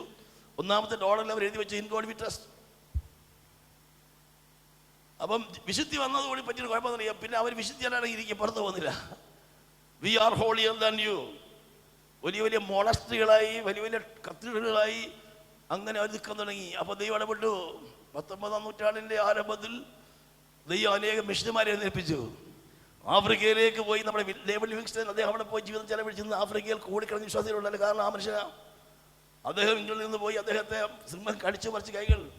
അദ്ദേഹം വെറും മരത്തിൻ്റെ കട്ടിലിൽ കിടന്ന് ജീവിതം അവസാനിപ്പിച്ചു. അദ്ദേഹം മരിക്കുമ്പോൾ വെസ്റ്റ്മിൻസ്റ്റർ ആബി എന്ന് പറയുന്ന ലോകത്തിലെ ഏറ്റവും വലിയ ബ്രിട്ടൻ്റെ സെമിത്തേരിയിൽ അടക്കാൻ വേണ്ടി അദ്ദേഹം ഡെഡ് ബോഡി കൊണ്ടുവരാൻ വേണ്ടി ആൾക്കാരെ അയച്ചപ്പോൾ അവർ ഞങ്ങൾ തരില്ല, ഞങ്ങൾ എപ്പോഴാണിത്, this is the commandment of the queen of England, ഇല്ലേ നിങ്ങൾ ഞങ്ങളുടെ തല പോകുമെന്ന് പറഞ്ഞു. അവർ അദ്ദേഹത്തിൻ്റെ ഹാർട്ട് എടുത്തിട്ടാണ് കൊടുത്തുവിട്ടത്. അങ്ങനെ വലിയ മിഷൻസ് ഉണ്ടായി. ഇന്ത്യയിൽ വില്യം കയറി വരുന്നു. ചൈനയിലേക്ക് ഹഡ്സൺ റിവറിൽ പോകുന്നു. ലോക രാജ്യങ്ങളിലേക്ക് എല്ലാം മിഷന്മാർ പോയി. അങ്ങനെ മിഷൻസ് ഇങ്ങനെ വരാൻ തുടങ്ങി. പക്ഷെ ഒരു നൂറ്റാണ്ടായപ്പോഴേ മിഷൻസ് ഉണ്ട്. പക്ഷേ മിഷൻസ് എല്ലാം നമ്പറിലായി. ഇന്ത്യയിലേക്ക് CMS, കോട്ടയം ഭാഗത്ത് CMSകാർ വരുന്നു. ട്രിവാൻഡ്രം ഭാഗത്ത് LMSകാർ വരുന്നു. കുറച്ച് കഴിഞ്ഞപ്പോഴേക്കും കാസർഗോഡ് ഭാഗത്തേക്ക് മലക്കം ബാസർ മിഷൻകാർ വരുന്നു. നോർത്ത് ഇന്ത്യയിലേക്ക് ഒരുപാട് മിഷണറിമാർ വന്നു ഇന്ത്യയെക്കുറിച്ച് പറയുമ്പോൾ. പക്ഷെ അതെല്ലാം ഒരു മിഷണറീസ് അല്ലെങ്കിൽ ഏജൻസി പോലെ ആയി. പവറില്ല, ദർ ഇസ് നോ പവർ. അപ്പോഴാണ് 20ാം നൂറ്റാണ്ടിൽ ആരംഭം ദൈവം ചെയ്തു പരിശുദ്ധാത്മ പകർച്ച അയച്ചത്. ഹല്ലേലൂയ. ഒന്നാമത്തൂടെ 16ാം നൂറ്റാണ്ടിൽ, രണ്ടാമത്തൂടെ വിശുദ്ധി 18ാം നൂറ്റാണ്ടിൽ, പിന്നെ ദൗത്യം 19ാം നൂറ്റാണ്ടിൽ, 20ാം നൂറ്റാണ്ടിൽ പവർ വന്നു. അങ്ങനെ വന്നപ്പോഴാണ് പറയുന്നത് പെന്തക്കോസ്ത് എന്ന് പറഞ്ഞത്. പെന്തക്കോസ്ത് അതിന് ഒരു സഭയല്ല, അത് പെന്തക്കോസ്തുമായ ഒരു എക്സ്പീരിയൻസാണ്. അന്നത്തെ പോലെ ഇന്നും അന്യഭാഷ, വ്യാഖ്യാനം, അത്ഭുതം, അടയാളങ്ങൾ സംഭവിച്ചു. നമ്മുടെ പിതാക്കന്മാരൊക്കെ അത് അനുഭവിക്കേണ്ടി തീർന്നു. അങ്ങ് അസൂസ സ്ട്രീറ്റിൽ അമേരിക്കയിലും, പൂനെയിലെ രമാബായിയുടെ ആശ്രമത്തിലും, ഇവിടെ ട്രിവാൻഡ്രത്തിലെ അങ്ങ് തെക്കോട്ട് മാറി കേരളത്തിന് പുറത്ത് ഒരു മനഃശോപദേശിക്കൊക്കെ ആദ്യം അന്യഭാഷ കിട്ടുന്നത്. പെന്തക്കോസ്ത് തീ പോലെ ആളിക്കത്തി വന്നു. ഇപ്പം എന്ത് പറ്റി? പെന്തക്കോസ്തിന് ആളിക്കത്തെ തീ എല്ലാം കെട്ടിടങ്ങി ഇപ്പം ചാലമായി. അതെല്ലാം ഓർഗനൈസേഷനായിട്ട് മാറി. ഒഴുകുന്ന വെള്ളം കെട്ടി നിർത്തി റിസർവറായി, ഓരോരോ പ്രസ്ഥാനങ്ങളായി കെട്ടി നിർത്തിയപ്പോൾ അത് മുഴുവൻ കെട്ടിനിന്ന് അശുദ്ധമായി. ദൗത്യം പുറത്ത് പറയാതെയായി. രാവുമ്പോൾ തെരുക്കളിൽ വിളിച്ചു പോയി ഭയപ്പെട്ടിയ പോലെ സുഷിരം പറഞ്ഞവരെല്ലാം അകത്ത് കൂട്ടി മതിൽ വെച്ചിട്ട് ആലയങ്ങളായി മാറി. പരിശുദ്ധാത്മാവിൽ ഒഴുകാൻ പറ്റാതെ വന്നു. അപ്പോൾ ദൈവം ചെയ്തു കരിസ്മാറ്റിക് കൊണ്ടുവന്നു. കത്തോലിക്കക്കാരുടെ ആത്മാവിനെ പറഞ്ഞു കൊടുത്തു. യാക്കോബുകാർ പ്രവചിക്കാൻ തുടങ്ങി. പക്ഷെ അവർ തുരുത്തിയില്ലാത്തതുകൊണ്ട് നല്ല ഒഴുകിപ്പോയി. അവർക്ക് ഡോക്ടറിനില്ല.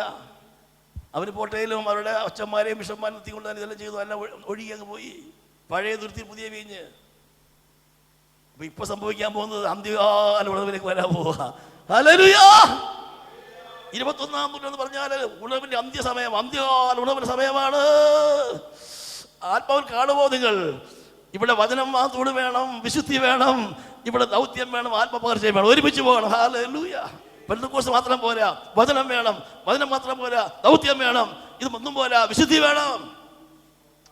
നമുക്ക് പോലും വിശുദ്ധി പോയിക്കൊണ്ടിരിക്കുകയാണ് അല്ലേ? കേൾക്കുന്ന കാര്യങ്ങൾ കേൾക്കാൻ പറ്റാത്തതാ. ഞാൻ വാട്സാപ്പ് ഒന്നും ഓൺ ചെയ്യാറില്ല, യൂട്യൂബ് ഓൺ ചെയ്യാറില്ല. കാരണം നമ്മൾ വിഷമിച്ചു പോകും. അത്രമാത്രം നമ്മൾ അശുദ്ധമായി കുടിക്കുന്ന കാലഘട്ടമാണ്. അതുകൊണ്ട് വിശുദ്ധിയുടെ പ്രമാണത്തിലേക്ക് മടങ്ങി വരണം. എനിക്കറിയാം, ഞാനൊക്കെ ജനിച്ചു വന്ന കാലങ്ങളിൽ വിശുദ്ധിയുടെ അങ്ങേയറ്റം പ്രമാണം പാലിച്ച കാലഘട്ടമായിരുന്നു. അധികാരമോഹമില്ല, ദ്രവ്യാഗ്രഹമില്ല, ഐക്യത്തിൻ്റെ സ്നേഹത്തിൻ്റെ ഒരു കാലഘട്ടമായിരുന്നു. അവർ വചനം പറയുമ്പോൾ തീ കത്തുമായിരുന്നു. അവരിങ്ങനെ സുവിശേഷമായിട്ട് കവലകൾ തോറും പോകുമായിരുന്നു. നമുക്ക് ഒന്ന് പ്രാർത്ഥിക്കാം. ദൈവമേ, പണ്ടത്തെ പോലൊരു കാലം തരണമെന്ന് പ്രാർത്ഥിക്കാം. ഈ PMGയുടെ ഉപവാസ പ്രാർത്ഥനയിൽ നമുക്ക് ഒരുമിച്ച് ഒന്ന് പ്രാർത്ഥിക്കാം. ദൈവമേ, പണ്ടത്തെ പോലെ ഉണവനെ തരണമേ. ഈ തിരുവനന്തപുരം പട്ടണത്തിലേക്ക് ഉണവനെ അയക്കാം. നമുക്ക് ഒരുമിച്ച് പ്രാർത്ഥിക്കാം. ഹല്ലേലൂയ. ഈ ആലയങ്ങളൊക്കെ നിറഞ്ഞു കവിഞ്ഞ ആത്മകളെ നൽകി തരണ്ടേ. അല്പസമയം ആത്മാൻ പ്രാർത്ഥിച്ച് ഉണർവിൻ്റെ സമയമാ. ഈ ദൈവസഭയുടെ ഉണർവ് വണങ്ങിയുടെ സമയമാ. അന്ത്യകാല ഉണർവിൻ്റെ കാലമാ. ആത്മകളുടെ കൊയ്ത്തിന്റെ കാലമാ. ഇത് പിന്മാരുടെ കാലമാ. കൊയ്ത്ത് അടുത്തിരിക്കുന്നു. കൊയ്ത്ത് ലോകാവസാനം. നിലങ്ങൾ വെളുത്തിരിക്കുന്നു. ഹല്ലേലൂയ. മുൻമഴ പെയ്ത് പെന്തക്കോസ്തിൽ ഭൂമി നനച്ച് കൃഷി ഇറക്കിയെങ്കിൽ പിന്മഴയിലൂടെ ഇന്നിതാ അതിന് വിളവെടുക്കുന്ന സമയമായി. ഒന്ന് പ്രാർത്ഥിക്കാം. ഇന്നത്തെ ഈ 6-ാം ദിവസത്തെ പ്രാർത്ഥനയിൽ നമുക്ക് കേരളത്തിൽ ഉണർവിന് വേണ്ടി പ്രാർത്ഥിക്കാം. ഹല്ലേലൂയ. ആത്മശക്തിയോടെ നമുക്ക് പ്രാർത്ഥിക്കാം. ദൗത്യത്തോടെ പ്രാർത്ഥിക്കാം.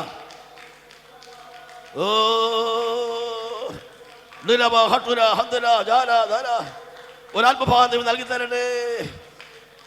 കത്തുന്ന ഹൃദയം നൽകി തരണ്ടേ. തീടാൻ ഭൂമിയിൽ വന്ന പാര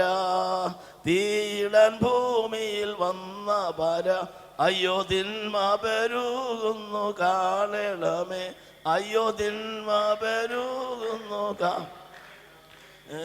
തീ കൊണ്ടു നിൻ ഭൃത്യർ ജ്വലിച്ചിടുവാൻ ആത്മതീയാലിന്ന് അഭിഷേകം ചെയ്യണമേ. അഭിഷേകം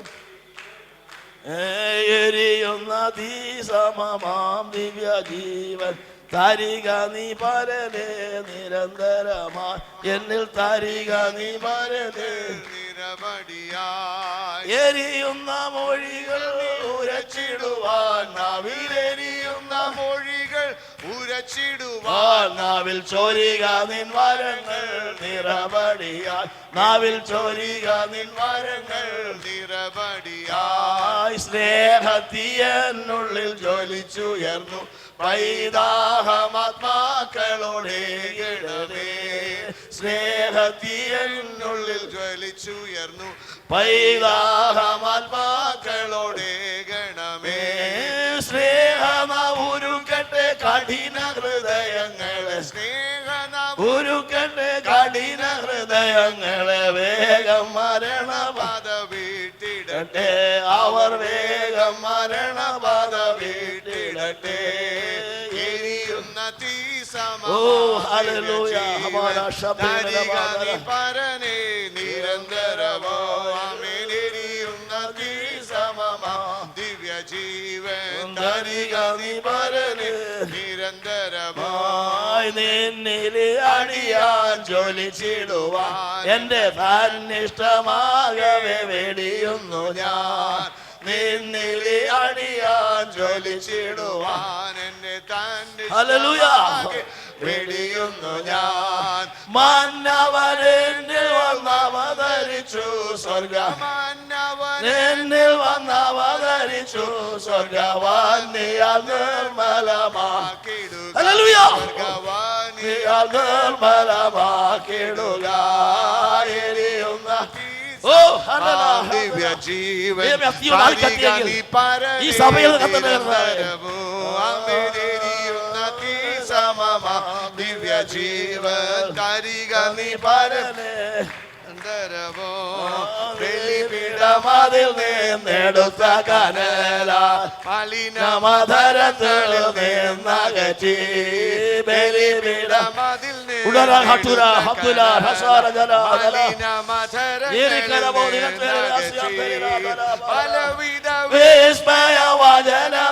ഒരു പുതുക്കം, ഒരു അഭിഷേകത്തിന്റെ പുതുക്കം, ഒരു അന്യഭാഷയുടെ പുതുക്കം, വെളിപ്പാടിലെ ഒരു പുതിയ മേഖലകൾ, ആത്മഭാരതത്തിന്റെ ബലങ്ങൾ, മധ്യസ്ഥ പ്രാർത്ഥനയുടെ അനുഗ്രഹങ്ങൾ. ഓ റിക്കബാലമ, സൈന്യത്താലുമല്ല ശക്തിയാലുമല്ല നിന്റെ ആത്മാവിനാ. ഉടുകല വാപ്പല ഹന്തല ഹന്തല ഹന്തല ഹന്ത രാജ നിരന്തരമോ ആമേനെരിയുന്ന ദേശമമ ദിവ്യ ജീവനെരിനി പരനെ നിരന്തരമോ ദേശമകെ ജോലി ചാലിടുവാൻ നിന്റെ ദാസരിൽ We need that holy fire, Lord. നിന്റെ ദാസരിൽ കരവിതരണമേ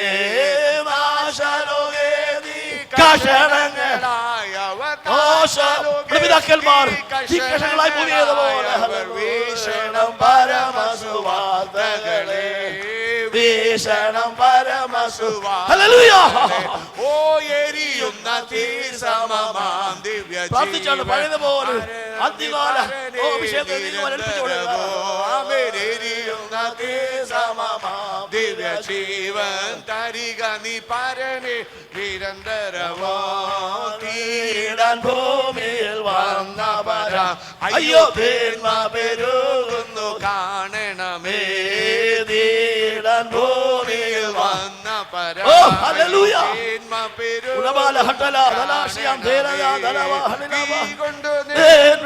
ജ്വലിച്ചിടുവാൻ ആത്മതീ കൊണ്ട് ജ്വലിച്ചിടുവാൻ ആത്മതീ അഭിഷേകം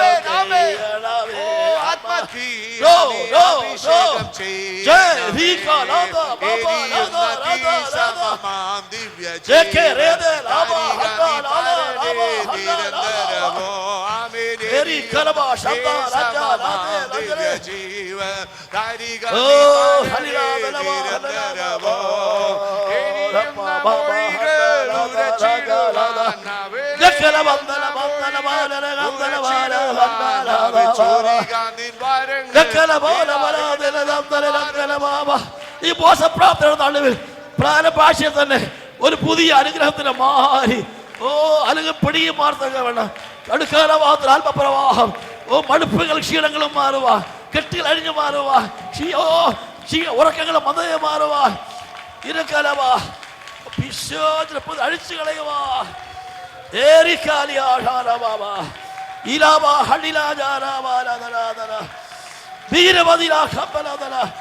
ദൈവസഭ ഒന്ന് ശക്തി പ്രാപിക്കട്ടെ. ദൈവസഭ പഴയതുപോലെ ജീവൻ പ്രാപിക്കട്ടെ. പാതാളത്തിന് പേടിക്കത്തക്ക വേണം, ശത്രു പിശാച് പേടിക്കത്തക്ക വേണം. സഭയുടെ അധികാരം വെളിപ്പെട്ടു വരണേ. ഓ മുൻകാലങ്ങളെ പോലെ അധികാരത്തോടെ അഭിഷേകത്തോടെ ശത്രുവിനെ വെല്ലുവിളിക്കുവാൻ. നീ ആരാ ദൈവത്തെ നിന്ദിക്കുവാൻ? ഹല്ലേലൂയ. നീ ആരെയാ പരിഹസിക്കുന്നത്? ഓ ഞാൻ മതിൽ ചാടിക്കടക്കും, ഞാൻ പഴക്കുന്നേരെ ഭാഗ്യമല്ലോ. ഹല്ലേലൂയ. ഉടികവാ മുന്നോട്ട് വിടാതെ അജിലാതല ഭയവും ഭീതിയും നിരാശയും സംശയവും കൊണ്ടുവന്ന് തകർത്ത് കളയുന്ന എല്ലാ ദുഷ്ടന്റെ തന്ത്രങ്ങളും പറന്നു വീണേ.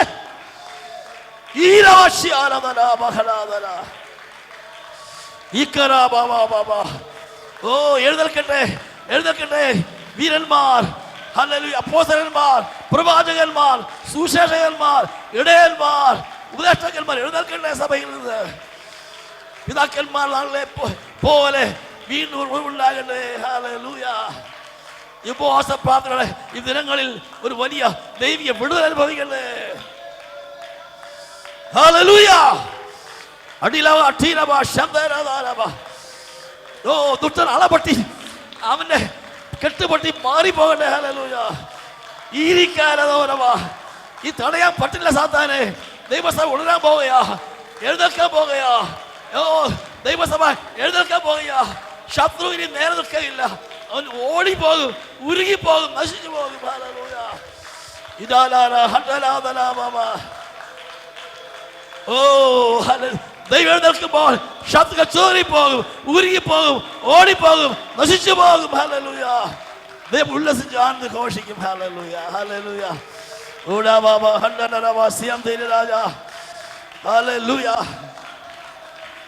വളരെ പ്രാർത്ഥനയോടെ നമ്മുടെ പിതാക്കന്മാർ ആരംഭിച്ച ഈ പ്രസ്ഥാനം, ഈ മൂവ്മെന്റ്, ഈ പട്ടണത്തിലെ പ്രാർത്ഥനയുടെ ശക്തി അനുഭവപ്പെട്ട ഈ ചർച്ച് ദിവസങ്ങളിൽ ശക്തിയോടെ എരിഞ്ഞ് പ്രകാശിക്കട്ടെ. ഇംഗ്ലീഷ് വർഷിപ്പിലേക്ക് ധാരാളം ചെറുപ്പക്കാർ ഓടി വരട്ടെ. ലക്ഷ്യബോധമില്ലാതെ പിശാച് കെട്ടിയിട്ടിരിക്കുന്ന വലിച്ചുകൊണ്ടു പോകുന്ന തലമുറകളെ ദൈവം കൂട്ടി വരുത്തട്ടെ.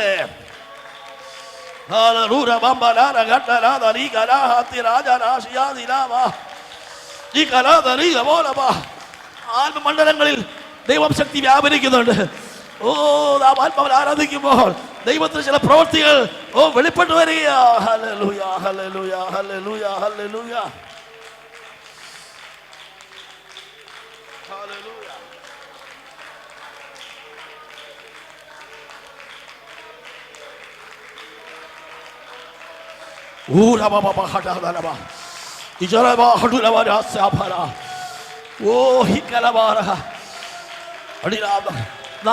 ഉപവാസം കഴിഞ്ഞ് ആത്മശക്തിയോടെ മടങ്ങി വന്ന് അഭിഷേകത്തോടെ തടവുകാരെ മോചിപ്പിക്കുവാൻ, ബദ്ധന്മാരെ വിടുവിക്കുവാൻ, വെള്ളിയിൽ അലങ്കാരം അണിയിക്കുവാൻ. Hallelujah, hallelujah. ഞാൻ ഒരു ചെറിയ ചിന്ത പങ്കുവെക്കാൻ ഞാൻ ആഗ്രഹിക്കുന്നു. സമയത്ത് അവസാനിപ്പിക്കാം. നമുക്ക് പഴയ നിയമത്തിലെ ഒരു പ്രവചന ഭാഗം എടുക്കാം. സക്കറിയാവിൻ്റെ പ്രവചനം എടുക്കാം. സക്കറിയാവ്, ഹഗ്ഗായി, ഈ രണ്ട് പ്രവാചകന്മാർ ആരായിരുന്നു, അവർ എപ്പോഴാണ് പ്രവചിച്ചത് എന്ന് പഠിക്കുന്നത് നമ്മൾ എസ്രായുടെ പുസ്തകം പഠിക്കുമ്പോഴാണ്. പ്രവാസത്തിൽ നിന്ന് മടങ്ങി വന്ന ചെറിയൊരു ശേഷിപ്പ് യെരുശലേം പട്ടണം പണിയാനും ആലയം പണിയാനും മതിൽ പണിയാനും വേണ്ടി തുനിയുക. അത് 3 ഫേസിലാണ് പണി നടന്നത്. ചുട്ട് വെന്തുപോയ നഗരം, ഇടിഞ്ഞു പൊളിഞ്ഞു പോയ ആലയം, മതിലില്ലാതെ കിടക്കുന്ന ഒരു പട്ടണം. സെരുബ്ബാബേൽ സംഘം ആദ്യം വന്നവർ ആലയം പണിയുന്നത്. പിന്നെ നമുക്കറിയാം, എസ്രാ ശാസ്ത്രി വന്നിട്ട് ജനത്തെ ആത്മീയമായി യഥാസ്ഥാനപ്പെടുത്തി അവരെ ദൈവിക പ്രമാണത്തിലേക്ക് കൊണ്ടുവരുന്ന ഒരു റിവൈവൽ കാണുന്നുണ്ട്. നെഹമ്യാവ് അതിൻ്റെ മതിൽ പണിത് ചുറ്റും ഒരു ഫെൻസിങ് ഉണ്ടാക്കി വിശുദ്ധിയുടെ വേർപാടിൻ്റെ ഒരു ക്രമത്തിൽ കൊണ്ടുവരുന്നു. എന്നാൽ ഈ പണികളെല്ലാം നടക്കുമ്പോൾ ശക്തമായ എതിർപ്പുണ്ടായി. എസ്രാ എടുക്കാമോ? എസ്രാ പുസ്തകം എടുക്കാമോ? നിങ്ങൾക്ക് അറിയാവുന്ന ഭാഗമാണ്. കോരശ് രാജാവിൻ്റെ കൽപ്പന പ്രകാരം ഒരു ചെറിയ സംഘം പുറപ്പെട്ടു വന്ന് അവർ ആലയം പണി ആരംഭിച്ചു.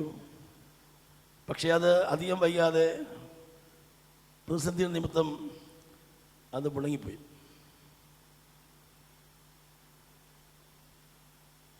എസ്രായുടെ പുസ്തകം 4-ാമത്തെ അധ്യായം 23-24 വാക്യം വായിക്കാമോ?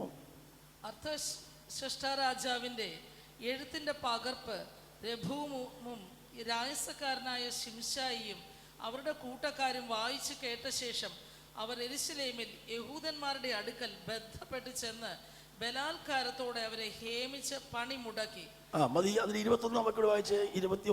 ആകയാൽ നാം മറ്റൊരു കൽപ്പന അയക്കുന്നത് വരെ അവർ പട്ടണം പണിയുന്നത് നിർത്തിവെക്കേണ്ടതിന്. ദൈവത്തിന്റെ പണിയെ എപ്പോഴും തടയാൻ രാഷ്ട്രീയ,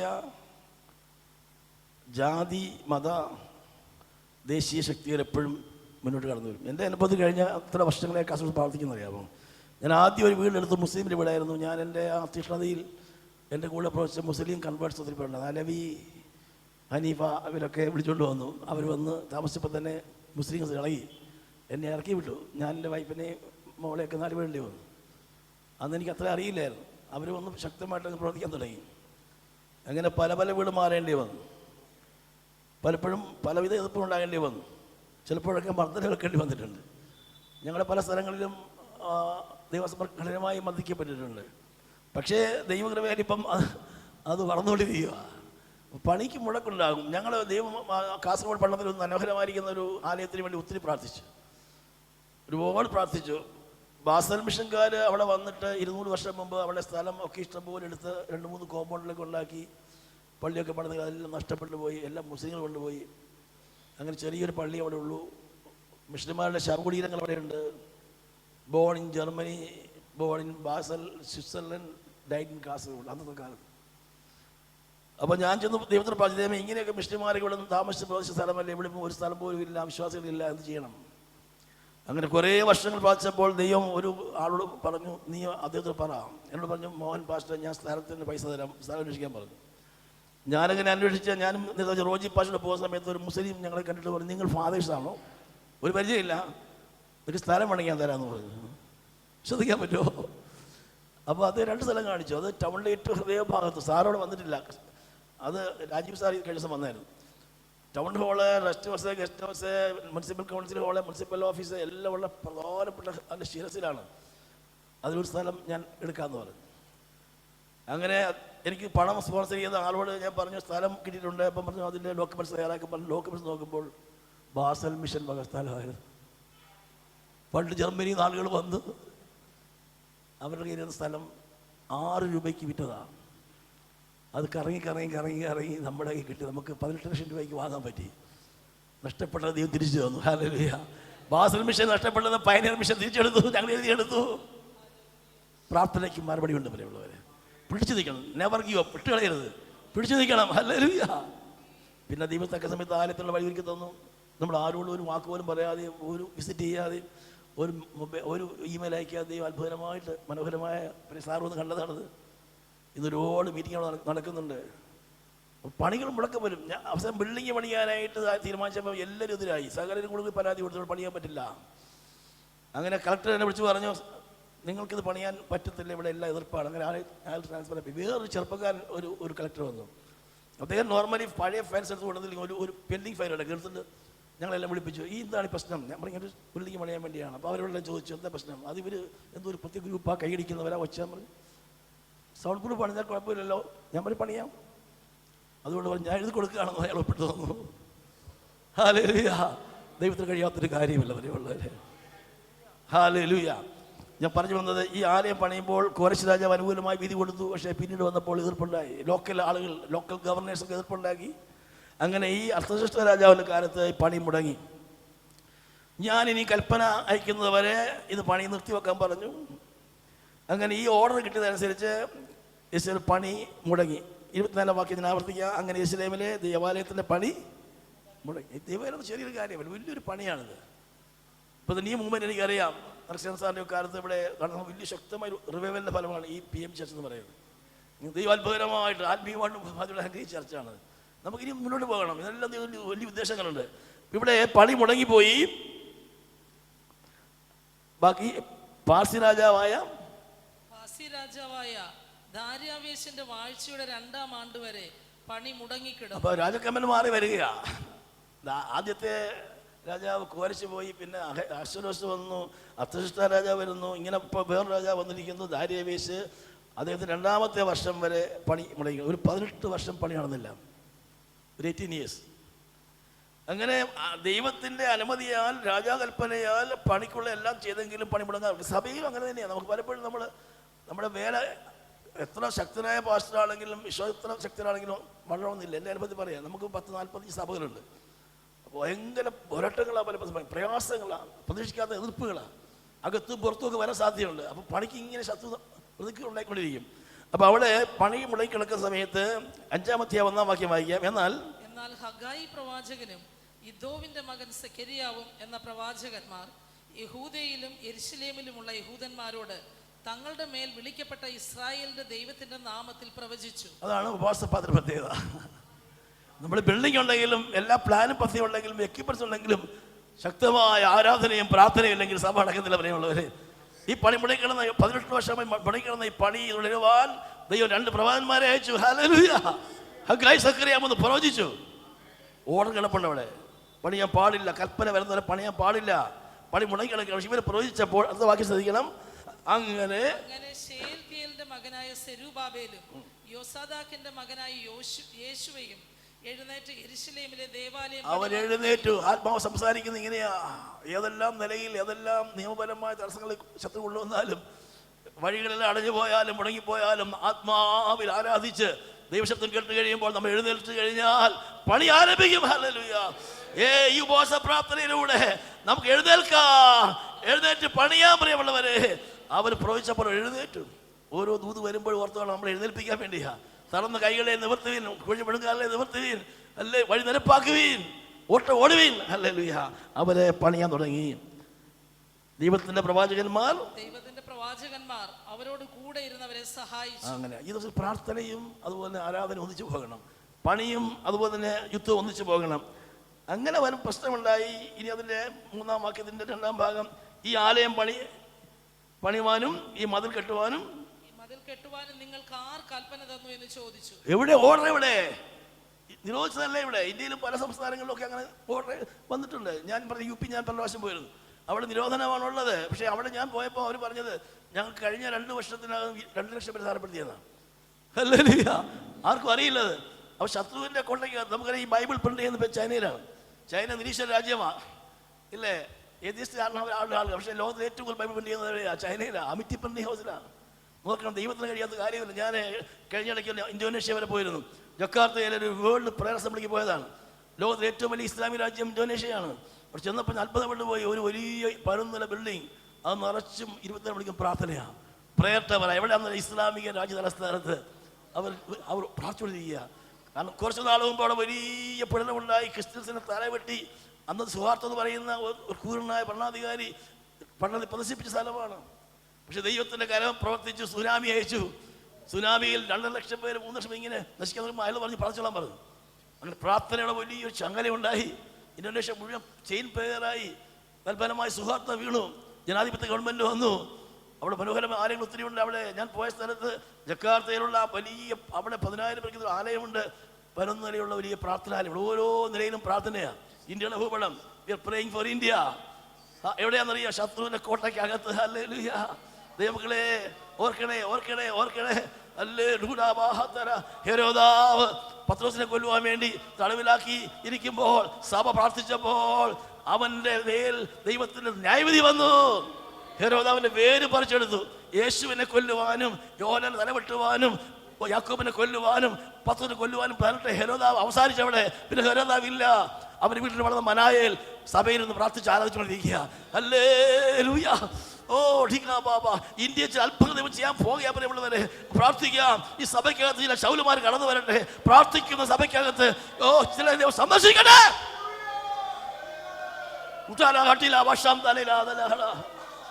ഹല്ലേലൂയ. നിയമമൊക്കെ അവിടെ കിടക്കട്ടെ, വിലക്കവിടെ കിടക്കട്ടെ. ഞങ്ങൾ പണിയും.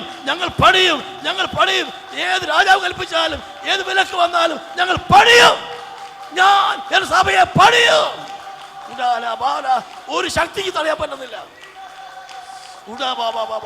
ഇന്ത്യയിൽ ഉളവിനെ തടയുവാൻ ഒരു ശക്തി കഴിയത്തില്ല. ഹെരോദാനെ പറിച്ചു കളഞ്ഞത് യേശു കുഞ്ഞ് എനിക്കുമ്പോൾ കുറെ പേരൊക്കെ വന്നു. ഹല്ലേലൂയ. ഹെരോദാവ് യോഹന്നാന്റെ തല വെട്ടി വാങ്ങിച്ചു. യാക്കോബിനെ കൊന്നു. പത്രോസിനെ കൊല്ലാൻ കഴിഞ്ഞില്ല. അവിടെ വലിയ സംഭവം നടന്നു. സഭ വളരെ വർദ്ധിക്കുക. ഇവിടെ വായിച്ചത് ആര് പറഞ്ഞു പണിയാനായിട്ട്? പേരെന്താ പറയാൻ പറഞ്ഞു. അതിന് ഇഷ്ടപ്പെട്ടു. 5-ാം വാക്യം ഒന്ന് വായിക്കും. ഈ കെട്ടിടം പണിയുന്ന ആളുകളുടെ പേരെന്തെന്നും അവരോട് ചോദിച്ചു. എന്നാൽ ദൈവം യഹൂദന്മാരുടെ മൂപ്പന്മാരെ കടാക്ഷിച്ചത് കൊണ്ട് ഈ കാര്യം ദാരിയവേശന്റെ സന്നിധിയിൽ ബോധിപ്പിച്ചു. മറുപടി വരും വരെ ഇവരൊന്നും പറഞ്ഞില്ല. നോക്കണേ, അതിന്റെ 5-ാം അധ്യായത്തിന്റെ 10-ാം വാക്യം ഒന്ന് വായിച്ചേ. അവരുടെ ഇടയിൽ തലവന്മാരായ ആളുകളുടെ പേരുകളെ എഴുതി സന്നിധാനത്തിൽ അയക്കേണ്ടതിന് ഞങ്ങൾ അവരുടെ പേരും അവരോട് ചോദിച്ചു. എന്നാൽ അവർ ഇന്ത്യയിൽ ഇതുപോലുള്ള ദേവാലയക്കാരുടെ പേരൊക്കെ അത് എഴുതിക്കൊണ്ട് കുഴപ്പമൊന്നുമില്ല. പേരൊക്കെ അവർ ചോദിച്ചു. അവരെന്ന് പറഞ്ഞറിയാവോ? എന്നാൽ അവർ ഞങ്ങളോട് ചോദിച്ചു. എന്നാൽ അവർ ഞങ്ങളോട് ഞങ്ങൾ സ്വർഗത്തിനും ഭൂമിക്കും ദൈവമായിരിക്കുന്നവന്റെ ശുശ്രൂഷക്കാരാകുന്നു. ഹല്ലേലൂയ. ഞങ്ങൾ പ്രസ്ഥാനക്കാരല്ല, ഞങ്ങൾ ദൈവത്തിന്റെ ശുശ്രൂഷകന്മാരാണ്. ഹല്ലേലൂയ. നിങ്ങൾ പറഞ്ഞാൽ ഞങ്ങൾ ഇത് പറയാതിരിക്കത്തില്ല. ഞങ്ങൾ ആരെ അനുസരിക്കണം? ദൈവത്തെ അനുസരിക്കണമോ മനുഷ്യനെ അനുസരിക്കണമോ? ഞങ്ങൾ പ്രത്യേക ഗ്രൂപ്പല്ലത് പറയുന്നത്. ഞങ്ങൾ ദൈവത്തിന്റെ ഭൂമിക്കും സ്വർഗനാഥനായ ദൈവമായിരിക്കുന്നവന്റെ ശുശ്രൂഷകരാകുന്നു. ഏറിയ സംവത്സരത്തിന് മുമ്പേ പണിത ആലയം ഞങ്ങളിപ്പോൾ പണിയുകയാണ്. ഇങ്ങനെ പോയി കാര്യങ്ങൾ. എന്തായാലും കാര്യങ്ങൾ മുന്നോട്ട് പോയി, അവരെ പണിതു. അതിൻ്റെ മുന്നോട്ട് വരുമ്പോൾ അവർ പണി തീർത്തെന്ന് വായിക്കുന്നുണ്ട്. നോക്കിക്കുക, അതിന് 6:14 വാക്യം. 6:14. യഹൂദന്മാരുടെ മൂപ്പന്മാർ പണിതു, ഹഗ്ഗായി പ്രവാചകനും ഇദ്ദോവിന്റെ മകനായ സെക്കരിയാവും പ്രവചിച്ചതിനാൽ അവർക്ക്. അപ്പൊ ദൈവവേലയ്ക്കെതിരെ ഉയരുന്ന ശക്തികൾ നമുക്കറിയാം. നമുക്ക് പോരാട്ടമുള്ളത് വാഴ്ചകൾ, അധികാരങ്ങൾ, അന്ധകാര ലോക അധിപതി, സ്വർലോകങ്ങൾ, ദുഷ്ടാത്മ സേനകൾ, ഇവയ്ക്കെതിരെയാ. ഞങ്ങൾക്കൊന്നും അപ്പോൾ അബ്രഹാമിൻ്റെ കാലത്ത് അബ്രഹാം ഒരു പരദേശിയാണ്, മമ്മറയുടെ എസ്റ്റേറ്റ് പാർക്കുകയാണ്. തൻ്റെ സഹോദരപുത്രനായ ലോകത്തിനെ പിടിച്ചു കൊണ്ടുപോകുന്ന അറിഞ്ഞപ്പോൾ 5 ശക്തന്മാരെ രാജാക്കന്മാരെ തോൽപ്പിച്ച് 4 രാജാക്കന്മാർ. അവൻ 312 പേരെ പോയി യുദ്ധം ചെയ്തു. ഒരു സൈന്യ പരിശീലനം എന്നുള്ളതല്ല, പക്ഷേ ദൈവം അവനെ സഹായിച്ചു. ഹല്ലേലൂയ. അവൻ അവരെ കീഴ്പ്പെടുത്തി. ഈ ഭൂമിയിലെ 5 ഭൂഖണ്ഡങ്ങളെ അടക്കി വാഴുന്ന 4 ശക്തികളാണ് ഇല്ലേ? 5 ഭൂഖണ്ഡങ്ങൾ അടക്കി വാഴുന്ന വാഴ്ചകൾ, അധികാരങ്ങൾ, അന്ധകാര ലോകാത്മസേനകൾ. ഇവയെ തോൽപ്പിക്കാൻ ആർക്ക് കഴിയും? അബ്രഹാമിന് കഴിയും. അബ്രഹാമിന് വാഗ്ദത്തമുണ്ട്, നീ കാൽ ചവിട്ട സ്ഥലത്ത് തന്നിരിക്കുന്നു. ഹല്ലേലൂയ. സൈന്യവും ഇല്ല, അവൻ പ്രത്യേക ആയുധങ്ങളുമില്ല, പക്ഷേ കർത്താവിൻ്റെ അധികാരത്തിലാണ് അവൻ കൈവശമാക്കിയത്. ഹല്ലേലൂയ. നമുക്ക് ഈ ദിവസങ്ങൾ ആത്മാവിൽ നിന്ന് ബലപ്പെടാൻ പ്രിയമുള്ളവരെ സർവ്വായുധം ധരിക്കാം. ഹല്ലേലൂയ. അവർ പണിത് വന്നു. എൻ്റെ വിഷയം ഇന്നതല്ല. നമുക്ക് ഒന്ന് സെക്രട്ടറിയിലേക്ക് വന്ന് അവസാനിപ്പിക്കാം. സെക്രട്ടറി പുസ്തകം എടുത്താണ് എന്തോ പ്രവചിച്ചത് നമുക്ക് നോക്കാം. സെക്രിയാവ് ഹഗ്ഗായി നമ്മൾ എടുക്കുന്നില്ല, സെക്രിയാവിന് മാത്രം ചില വിഷയങ്ങൾ നോക്കിയിട്ട് പോകാം. അതിൻ്റെ 1-ാം അധ്യായം 18-ാം വാക്യം മുതൽ താഴോട്ട്. ഞാൻ തലപൊക്കി നോക്കിയപ്പോൾ 4 കൊമ്പ് കണ്ടു. എന്നോട് സംസാരിക്കുന്ന ദൂതനോട് ഇവ എന്താകുന്നു എന്ന് ഞാൻ ചോദിച്ചതിന് അവൻ എന്നോട്, ഇവ യഹൂദയെയും ഇസ്രായേലിനെയും യെരൂശലേമിനെയും ചിതറിച്ചു കളഞ്ഞ കൊമ്പുകൾ എന്ന് ഉത്തരം പറഞ്ഞു. നിൽക്കണേ. സെക്രിയാവ് അവിടുത്തെ രാജാവിൻ്റെ ഓഫീസിലൊന്നും പോയില്ല. അവൻ്റെ പട്ടാള ശക്തിയെ ചിന്തിച്ചില്ല, അവൻ്റെ അധികാരത്തെക്കുറിച്ചൊന്നും ആലോചിച്ചില്ല. അവൻ പ്രാർത്ഥിക്കുമ്പോൾ അവൻ മനസ്സിലായി, ഇതൊന്നുമല്ല പ്രശ്നം. ഇവർ ചിതറിക്കുന്ന ചില കൊമ്പുകളുണ്ട്, ചില ആത്മീയ ശക്തികൾ. ഇവിടെ നോക്കുക, 4 കൊമ്പുകളാണ് അല്ലേ? ഇവയെ ചിതറിക്കുന്ന 4 കൊമ്പുകൾ. അപ്പം ദൈവസഭയ്ക്കും ദൈവമക്കൾക്കും എതിരെയുള്ള ഒന്ന് ആത്മാവിൽ ജാഗരിക്കുമോ? ഹല്ലേലൂയ. നമ്മുടെ വളർച്ചയെ, നമ്മുടെ ആത്മീയ നിലവാരത്തെ തകർക്കാൻ ശ്രമിക്കുന്ന മറിഞ്ഞ ശക്തികളുണ്ട്. ഹല്ലേലൂയ. പുറമേ കൽപ്പനയായിരിക്കാം, ആജ്ഞയായിരിക്കാം, വിലക്കായിരിക്കാം, എതിർപ്പ്, പക്ഷേ അതിനെ പിന്നിൽ വ്യാപരിക്കുന്ന പൈശാചിക ശക്തികളുണ്ട്. ഞാൻ എൻ്റെ കഴിഞ്ഞ ദീർഘകാലത്തെ അനുഭവത്തിൽ പറയുന്നൊരു കാര്യമാണ്, ദൈവമക്കളെ ആത്മീയുദ്ധമാണ് നമ്മൾ ചെയ്തുകൊണ്ടിരിക്കുന്നത്. ഹല്ലേലൂയ. ഇവിടെ ഇത് ആത്മാവിൽ സെക്രിയാവ് തിരിച്ചറിഞ്ഞു. പ്രാർത്ഥനാ മുറിയിൽ, ഉപവാസ പ്രാർത്ഥനയിൽ ഈ ദിവസം നമുക്ക് ദൈവത്തിൻ്റെ ആത്മാവിനാൽ നിറഞ്ഞവരായി കാര്യങ്ങളെ നമുക്ക് ഗ്രാഫ് ചെയ്യാം. ഹല്ലേലൂയ. ഹല്ലേലൂയ. നമുക്ക് ആത്മാവിൽ സ്പിരിച്വൽ മാപ്പിംഗ് നടത്താം. എന്താണ് ഇതിന് തടസ്സമുണ്ടാക്കുന്ന ശക്തികൾ? എവിടെയാണ് ഈ പണിമുടക്ക് വന്നിരിക്കുന്നത്? 4 കൊമ്പുകൾ കാണിച്ചു തന്നു. അവൻ പ്രാർത്ഥിക്കുമ്പോൾ വീണ്ടും കാണിക്കുന്നു. എന്താണത്? അടുത്ത വാക്യം 21-ാം വാക്യം അല്ല, 20-ാം വാക്യം. യഹോവ എനിക്ക് 4 കൊല്ലന്മാരെ കാണിച്ചു. ദൈവമക്കളെ 4 കൊമ്പുണ്ടെങ്കിൽ അടുത്ത സ്റ്റെപ്പ് 4 കൊല്ലന്മാരെ അവൻ കാണിക്കും. ഹല്ലേലൂയ. ദൈവത്തിൻ്റെ ആത്മാവിന്റെ ദൂതനായി പറഞ്ഞുകൊണ്ടിരിക്കുന്നത്, നമ്മളെ ചതറിക്കുന്ന കൊമ്പ് കർത്താവ് ഉയർന്നാലും അവയെ വെട്ടിമാറ്റാൻ ശക്തിയുള്ള കൊല്ലന്മാരെ അവൻ കാണിച്ചു തരും. ഹല്ലേലൂയ. ഓ, എത്ര ഉയർന്ന കൊമ്പാണെങ്കിലും അവനെ വെട്ടിമാറ്റാൻ കഴിവുള്ള കൊല്ലന്മാർ അവൻ്റെ കയ്യിൽ ഉളിയുണ്ട്, അവന് ചുറ്റിയുണ്ട്. ഓ, ഇത് ചെറുത് സംസാരിക്കുക, നിന്നെ തകർക്കുന്ന ആ കൊമ്പിനെ വെട്ടി മാറ്റിക്കളയുവാൻ ഇതാ ദൈവം കൊല്ലന്മാരെ അയക്കുക. വ്യക്തിപരമായി, കുടുംബമായി, സഭയായി നിനക്കെതിരെ ഉയരുന്ന, പണി മുടക്കുന്ന, തളർത്തിക്കളയുന്ന, ചകർത്ത് കളയുന്ന, ബന്ധിച്ചു കളയുന്ന ആ കൊമ്പിനെ വെട്ടിമാറ്റുവാൻ കരുത്തുള്ള കൊല്ലന്മാർ 4 പേർ ഇന്ന് സംഭവിക്കുക.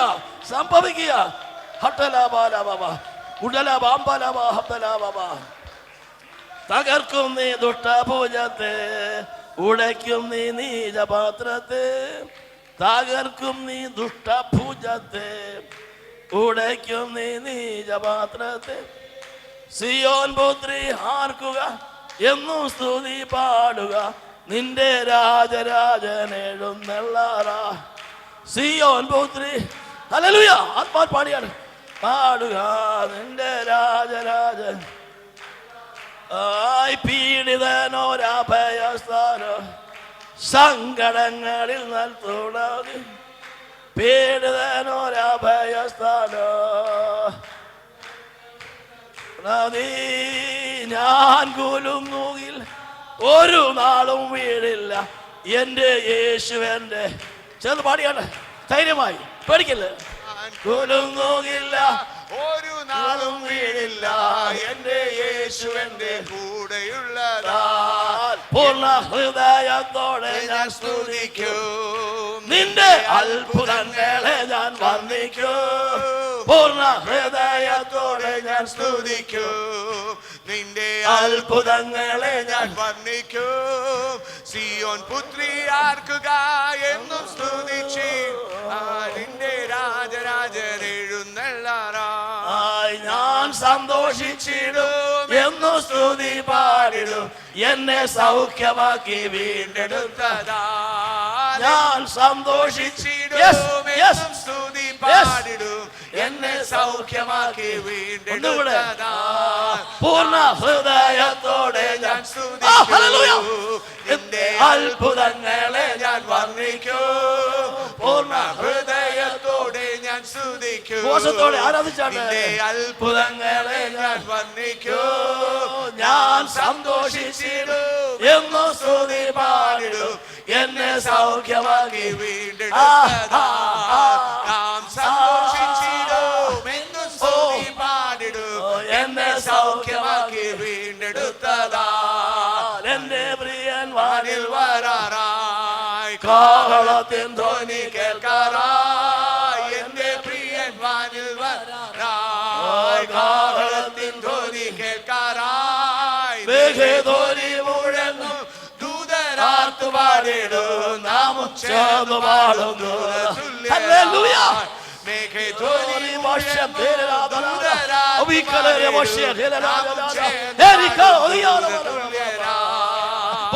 ഹൃദയത്തോടെ ഞാൻ സ്തുതിക്കും, നിന്റെ അത്ഭുതങ്ങളെ ഞാൻ വർണ്ണിക്കും. പൂർണ്ണ ഹൃദയത്തോടെ ഞാൻ അത്ഭുതങ്ങളെ ഞാൻ വർണ്ണിക്കും. ഞാൻ സന്തോഷിച്ചിടും എന്നും സ്തുതി പാടിടും, എന്നെ സൗഖ്യമാക്കി വീണ്ടെടുത്തതാ.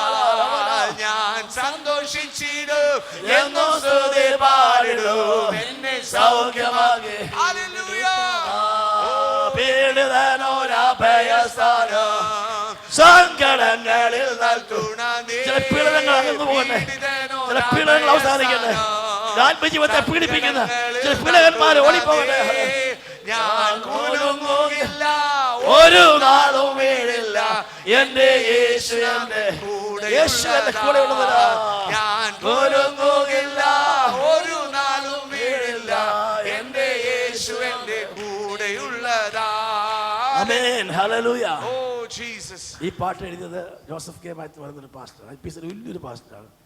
ഞാൻ പറഞ്ഞതിൽ 76 മുതൽ 81 വരെ ബൈബിൾ പുസ്തകത്തിൽ വർക്ക് ചെയ്യുമ്പം ഈ സഹോദരൻ CS ഒരു ഉപദേശിയാണ്. എൻ്റെ ഇവിടെ വന്ന് അവിടെ സ്ഥാനപ്പെട്ട് കാസർഗോഡ് അദ്ദേഹം ബൈബിൾ കോളേജിൽ പോയിട്ട് അദ്ദേഹം എഴുതിയ പാട്ടാണിത്. 40 ദിവസം ഉപവാസം ഇരിക്കുമ്പോൾ കിട്ടിയ പാട്ടാണ്. ശക്തമായൊരു ഗാനമാണിത്. അദ്ദേഹം നിത്യം വിശ്രമിക്കുന്നുണ്ട്. ദൈവമക്കളെ, നമുക്ക് ധൈര്യപ്പെടാം. ഇവിടെ ഈ 4 കൊമ്പുണ്ടെങ്കിൽ 4 കൊല്ലന്മാരെ കാണിച്ചു. എന്തിനാണെന്നറിയാം ആ കൊമ്പിനെ കാണിച്ചത്? എന്തിനാണ് കൊമ്പ് പിടിച്ച് കാണിച്ചത്? വായിച്ചേ. ആരും തല ഉയർത്താതെ വേണം, ഇനി ഒരു കൊമ്പും തല ഉയർത്താതെ വേണം. യഹൂദയെ ചിതറിച്ചു കളഞ്ഞ കൊമ്പുകളാകുന്നു അവ. ഇവരോ യഹൂദാദേശത്തെ ചിതറിച്ചു കളയേണ്ടതിന് കൊമ്പ് ഉയർത്തിയ ജാതികളുടെ കൊമ്പുകളെ തള്ളിയിട്ട് അവരെ പേടിപ്പിക്കാൻ. ഓ, ദൂതാണിത് പ്രിയമുള്ളവരെ. നിന്നെ ചതറിക്കുന്ന ചില കൊമ്പുകളെ തള്ളിയിട്ട് പേടിപ്പിക്കാൻ കഴിവുള്ള കൊല്ലന്മാരെ എതിർപ്പിക്കുക. ഉപവാസ പ്രാർത്ഥനയിൽ നിനക്ക് ജയിക്കാൻ കഴിയാത്ത ചില കെട്ടുകളെ, ചില ബന്ധനങ്ങളെ, ചില മലന്മാരെ നിന്നെ പേടിപ്പിക്കുക. ചില വിഷയങ്ങളെ കുറിച്ച് കളയുക. ഒരിക്കലും ജയിക്കാൻ കഴിയോ? ഞെരുങ്ങി ഞെരങ്ങി മുറുകിയിരിക്കുന്നെങ്കിൽ ഈ കൊല്ലൻ അവരെ വെട്ടിക്കളയും. പ്രാർത്ഥന ദർശനം പ്രാപിക്കണം. കഴിഞ്ഞ 50 വർഷം അനുഭവിക്കുന്ന കാര്യമാണിത്. ദൈവത്തിന്റെ ശക്തി കണ്ടറിയണം പ്രിയമുള്ളവരെ. നോക്കുക, വായിച്ചാണ്ട്. എന്നിട്ട് അതോടെ പ്രശ്നം മാറി. അടുത്ത അധ്യായം 2-ാം അധ്യായം 1-ാം വാക്യം. ഞാൻ പിന്നെയും തലപൊക്കി നോക്കിയപ്പോൾ കയ്യിൽ അളവുനൂൽ പിടിച്ചിരിക്കുന്ന ഒരു പുരുഷനെ കണ്ടു. ഇത് പറഞ്ഞോണ്ട് പോയാൽ നമുക്ക് വൈകുന്നേരം നിൽക്കേണ്ടി വരും. വൈകിട്ട് മീറ്റിംഗ് കണ്ടിട്ട് വരും. ദൈവമക്കളെ, അടുത്ത ദർശനം. നീ എവിടെ നിൽക്കണേ. അപ്പൊ കൊമ്പെല്ലാം പോയി, കൊല്ലന്മാരെല്ലാം മാറ്റി കഴിഞ്ഞു. പിന്നെ കാണുന്നത് എന്തിനാ അളവ് നൂല് എന്തിനു വേണ്ടിയാ? രാജ്യം പക്ഷേ അളവ് നൂല് എന്തിനാ കൊണ്ടുവന്ന്? ബിൽഡിംഗ് പണി സ്ഥലം വാങ്ങിച്ച പണിയാൻ നേരം പ്ലാനൊക്കെ അപ്രൂവലായി, എഞ്ചിനീയർ വന്നിരിക്കുക അളവ് നൂല് കൊണ്ട്. എന്തിനാ? പണിയാനായിട്ടാ. അളവ് നൂല് കൊണ്ട് വരികയാണ് ആളുകൾ. എന്തിനാ? നീളം നോക്കാൻ, വീതി നോക്കാൻ, യെരൂശലേമിൽ അളക്കാൻ, ആലയം വീണ്ടും പണിയാൻ പോവുക. ഓ, ഇന്ന് ദൈവാത്മ പറയുന്നതിന്റെ പണി മുടങ്ങിപ്പോയതിനെ മാറ്റുവാൻ അതിന് തടസ്സപ്പെടുത്തിയ കൊമ്പുകളൊക്കെ വെട്ടി മാറ്റിയിട്ട് വീണ്ടും അളവ് നൂൽ. ഓ, നിന്റെ ജീവിതത്തിലെ അളവ് നൂലുകൾ മുടങ്ങിയ ചില പണികൾ ഇതാ ദൈവം ഇറങ്ങുകയാ. വീണ്ടും അളവ് എടുക്കുക, നീളവും വീതി വീണ്ടും അളന്ന് പണിയോ. ഹല്ലേലൂയ! എന്റെ ജീവിതത്തിലും ചില മുടങ്ങിയ പണികളെ അവൻ ചെയ്യാൻ പോകയോ.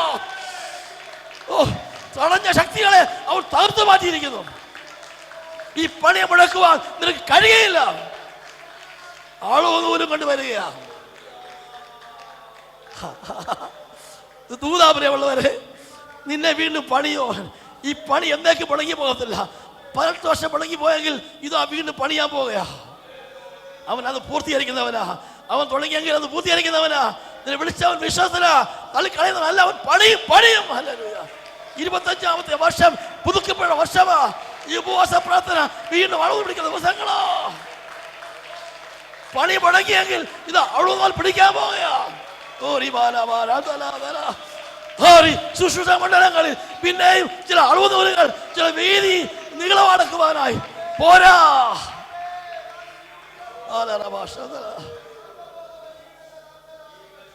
സിസ്റ്ററെ വായിച്ച 3-ാം വാക്യം വായിച്ച് അങ്ങനെ പോകുമ്പോ, നീ എവിടേക്ക് പോകുന്നു എന്ന് ഞാൻ ചോദിച്ചതിന് അവൻ, ഞാൻ യെരൂശലേമിലെ അളന്ന് അതിന്റെ വീതി എന്തെന്നും നീളം എന്തെന്നും നോക്കുവാൻ പോകുന്നു. 18 കൊല്ലമായില്ലേ, അളവെല്ലാം പോയി. അതുകൊണ്ട് ചണ്ടിക്കുമാർ കിടക്കുകയല്ലേ, അപ്പോൾ ഒന്ന് അളക്കാൻ വേണ്ടി ഒന്ന് പണിയാൻ പോവാ. ഒരു റെസ്റ്റോറേഷനാ, ഒരു റെസ്റ്റോറേഷനാ, റിനോവേഷനാ. വായിച്ചേ. എന്നാൽ എന്നോട് സംസാരിക്കുന്ന ദൂതൻ പുറത്തു വന്നു. അവനെ എതിരേൽപ്പാൻ മറ്റൊരു ദൂതനും പുറത്തു വന്നു. അവനോട് പറഞ്ഞത്, നീ വേഗം ചെന്ന് ഈ ബാല്യക്കാരനോട് സംസാരിച്ച് യെരൂശലേം അതിലെ മനുഷ്യരുടെയും മൃഗങ്ങളുടെയും ബഹുത്വം നിമിത്തം മതിലില്ലാതെ. ഞാൻ തുള്ളിച്ചാടിപ്പോയി. ചേപ്പം ചങ്ങല കൊണ്ടൊന്നും പറ്റത്തില്ല. ഇതിന്റെ ബഹുത്വം നിമിത്തം ഇനിയും മതിലില്ലാത്ത പണിയാൻ പോകുന്നത്. ഇനി ചേപ്പൊന്നും വേണ്ട, നീളോ വീതി ഒന്നും വേണ്ട. ഇനി വരാൻ പോകുന്ന പണിയിൽ ഹല്ലേലൂയ ജനത്തിന്റെ ബാഹുല്യ നിമിത്തം അതാ മതിലില്ലാതിരിക്കുന്ന അനുഭവങ്ങളാ. ചിന്തിക്കാൻ പറ്റുമോ പ്രിയമുള്ളവരെ? നീ ചോദിച്ചതിലും നിന്റെ ശക്തി പരമായി ചെയ്യാൻ വേണ്ടി പോവുകയാ. ഹല്ലേലൂയ! വേണ്ട, അളക്കണ്ട. അളക്കാൻ പറ്റത്തില്ല. ആത്മാവിന് അളവ് കൂടാതെ പകരുന്നത്. ഹല്ലേലൂയ! നരിയാണിയോളമല്ല, ഹല്ലേലൂയ, മുട്ടോളമല്ല, അരയോളമല്ല. നീതി കിടക്കാൻ കഴിയാത്ത പ്രവാഹത്തിലേക്ക് ഒമ്പരപ്പെട്ട് അടിയിൽ ഒഴുകുന്ന ആ ചെറിയ നദി ഒഴുകി അത് സമുദ്രമായി മാറുകയാ. ആത്മാവിനെ കവിഞ്ഞൊഴുക്ക്. ഓ റിഖബ അന്തികാല ഉളവിലേക്ക് നീങ്ങുകയാ. അളക്കാൻ വയ്യ. നരിയാണി ഓ മുട്ട് അരയോളം നീതി കിടക്കാത്ത പ്രവാഹത്തിലേക്ക് അത് ഒഴുകി അത് ചാവലിപ്പിച്ച് എന്നിട്ട് അത് പഥ്യമാകുകയാ. അത് കരകളിൽ മീൻ പിടിക്കുക. ഓ, ഇരുകരകളിലും മത്സ്യം പിടിക്കുന്ന മുക്കുവന്മാര്, വലത് വിരിക്കുന്ന സ്ഥലങ്ങള്, ഫലം കായ്ക്കുന്ന വൃക്ഷങ്ങൾ, വലിയൊരു ഉണുവിലേക്ക് വരാൻ പോവുക. ഞാനീ പറയുന്നത് ദൈവം ഇടപെട്ട വചനങ്ങളാണ്. ഇന്ത്യ രാജ്യത്ത് വലിയ കുയ്ത്ത് വരാൻ പോവുക, ഉണവ് വരാൻ പോവുക. ഇനിയും മതിലൊന്നും കാണുന്നില്ല. എൻ്റെ സഭ ഇതിൻ്റെ ഒന്നുമില്ല. അതിന് കവയിഞ്ഞൊഴുകുന്നൊരു ഒഴുക്ക്. വരമ്പുകളെല്ലാം വെള്ളം കൊണ്ട് മൂടി വരുമ്പോൾ അതിലില്ലാത്തതുപോലെ ഹല്ലേലൂയ ആലയങ്ങളൊക്കെ ഫില്ലാകാൻ വേണ്ടി പോകുക. ഹല്ലേലൂയ യുദ്ധം വരുമ്പോൾ റെഫ്യൂജികൾ നിറയുന്നത് പോലെ ആത്മാക്കളുടെ കൂട്ടങ്ങൾ, ഹോളുകൾ നിറയാൻ പോകുക. ഇന്ത്യ രാജ്യം സംഭവിക്കാൻ പോകുക. അത് നമ്മൾ കാണുമത്. ഈ പണി നടക്കാൻ പോകുന്നതെന്ന് പറയുന്നെങ്കിൽ ഇത് പിന്നെ പണിയും. ഓ ഹല റബ പണ്ട് ചെയ്തെങ്കിൽ ദൈവം ഇന്നും ചെയ്യും. അവന് കൈ കൂറിയിട്ടില്ല, അവൻ ചെയ്യും വന്നുപാടില്ല. പ്രാർത്ഥിക്ക്, നിലവിളിക്ക്, പ്രവചിക്ക്, ഉപവസിക്ക്. പോലെ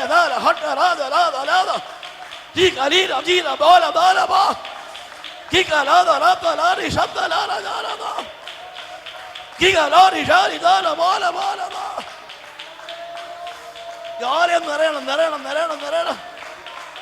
ലിമിറ്റ് വെക്കണ്ട, സമയം വെക്കണ്ട. 10 to 3 10 to 1 വെക്കണ്ട. അളവ് വേണ്ട.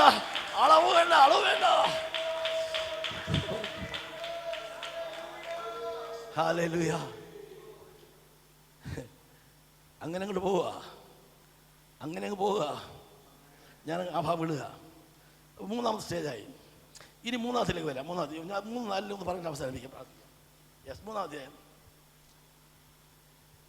വായിച്ചു. ഒന്നുകൂടെ വായിച്ചു. അനന്തരം അവൻ എനിക്ക് മഹാപുരോഹിതനായ യോശുവ യഹോവയുടെ ദൂതന്റെ മുമ്പിൽ നിൽക്കുന്നതും സാത്താൻ അവനെ കുറ്റം ചുമത്തുവാൻ അവന്റെ വലത്തു ഭാഗത്ത് നിൽക്കുന്നതും കാണിച്ചു തന്നു. ഇതൊരു സക്രിയാണ് സക്രിയാവ് ചുമ്മാ വന്ന് പ്രവേശിച്ചതല്ല, അവൻ ആത്മാവിനെ അനുഭവിച്ച കാര്യങ്ങൾ. അവനോട് വരുന്നതിന് മുമ്പ് തന്നെ ആത്മാവിനെ പലതും കാണിച്ചു കൊടുത്തു.